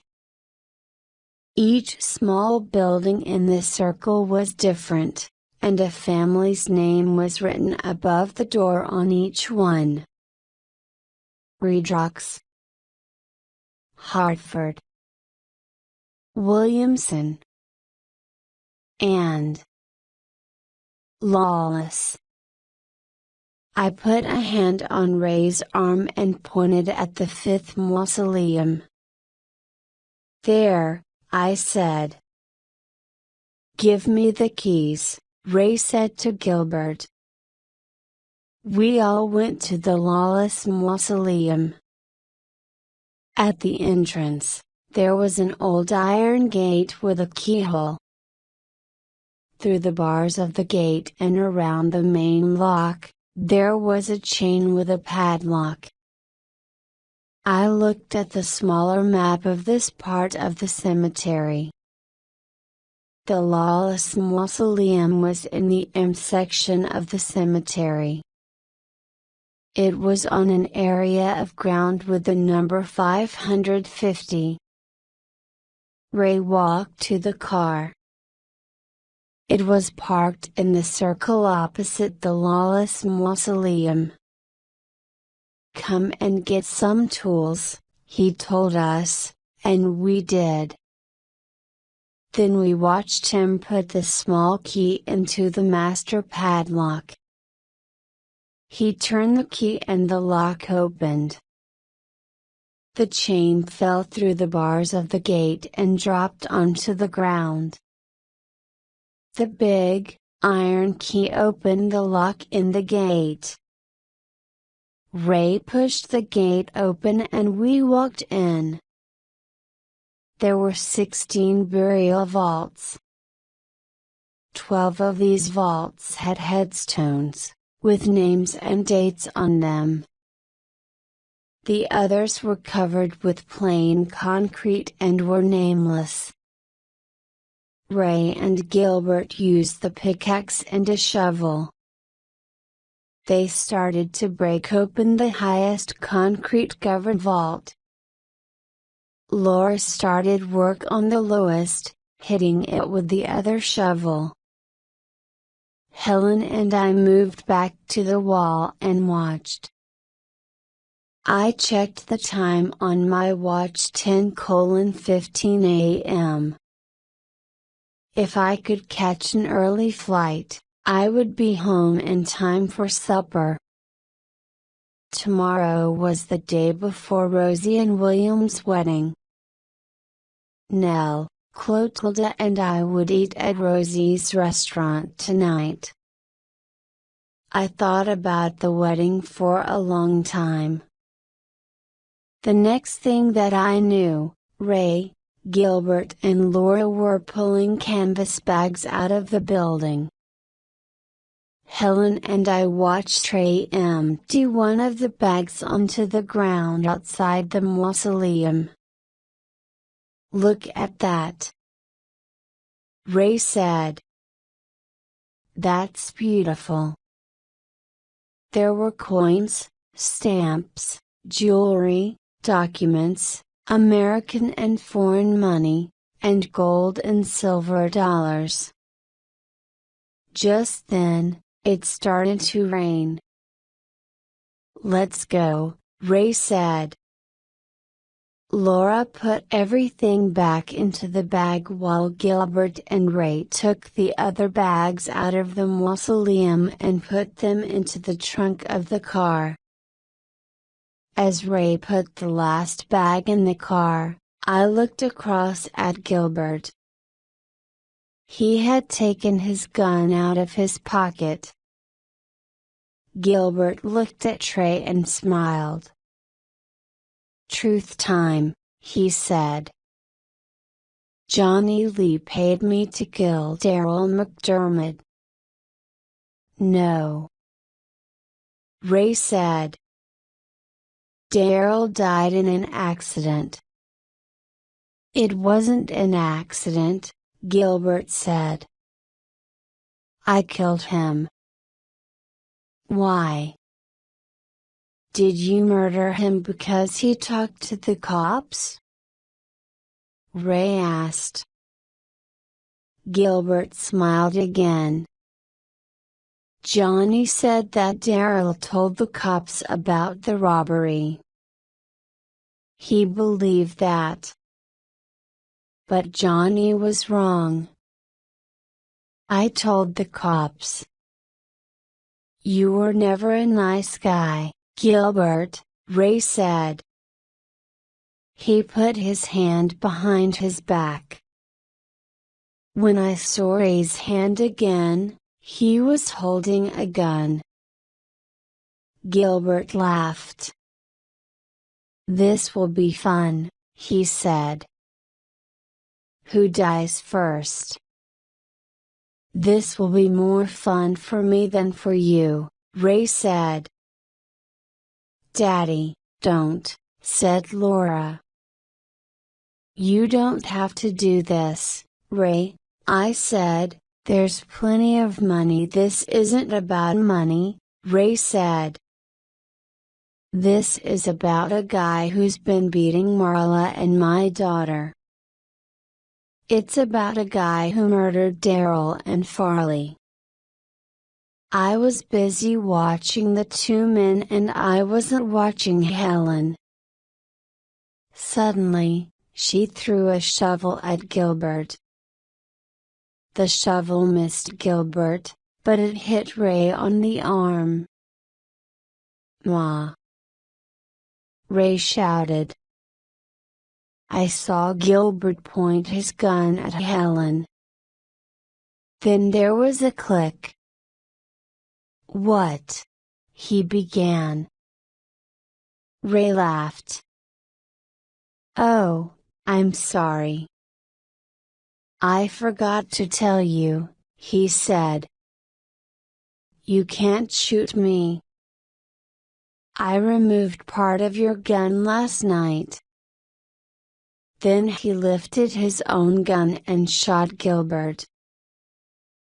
Gilbert fell to the ground and then Ray fired his gun again, twice. I watched, shocked. I couldn't move. Ray turned and looked past me.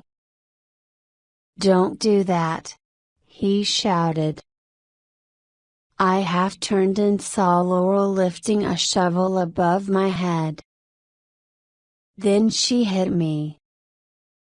I woke up in a bed in a hospital.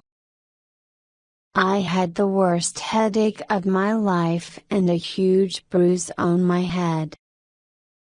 Two police detectives asked me questions for several hours. They listened to my story, but I could see that they didn't believe a word of it. At last, the detectives phoned the offices of the Louisville newspaper and checked the story of the bank robbery in 1941.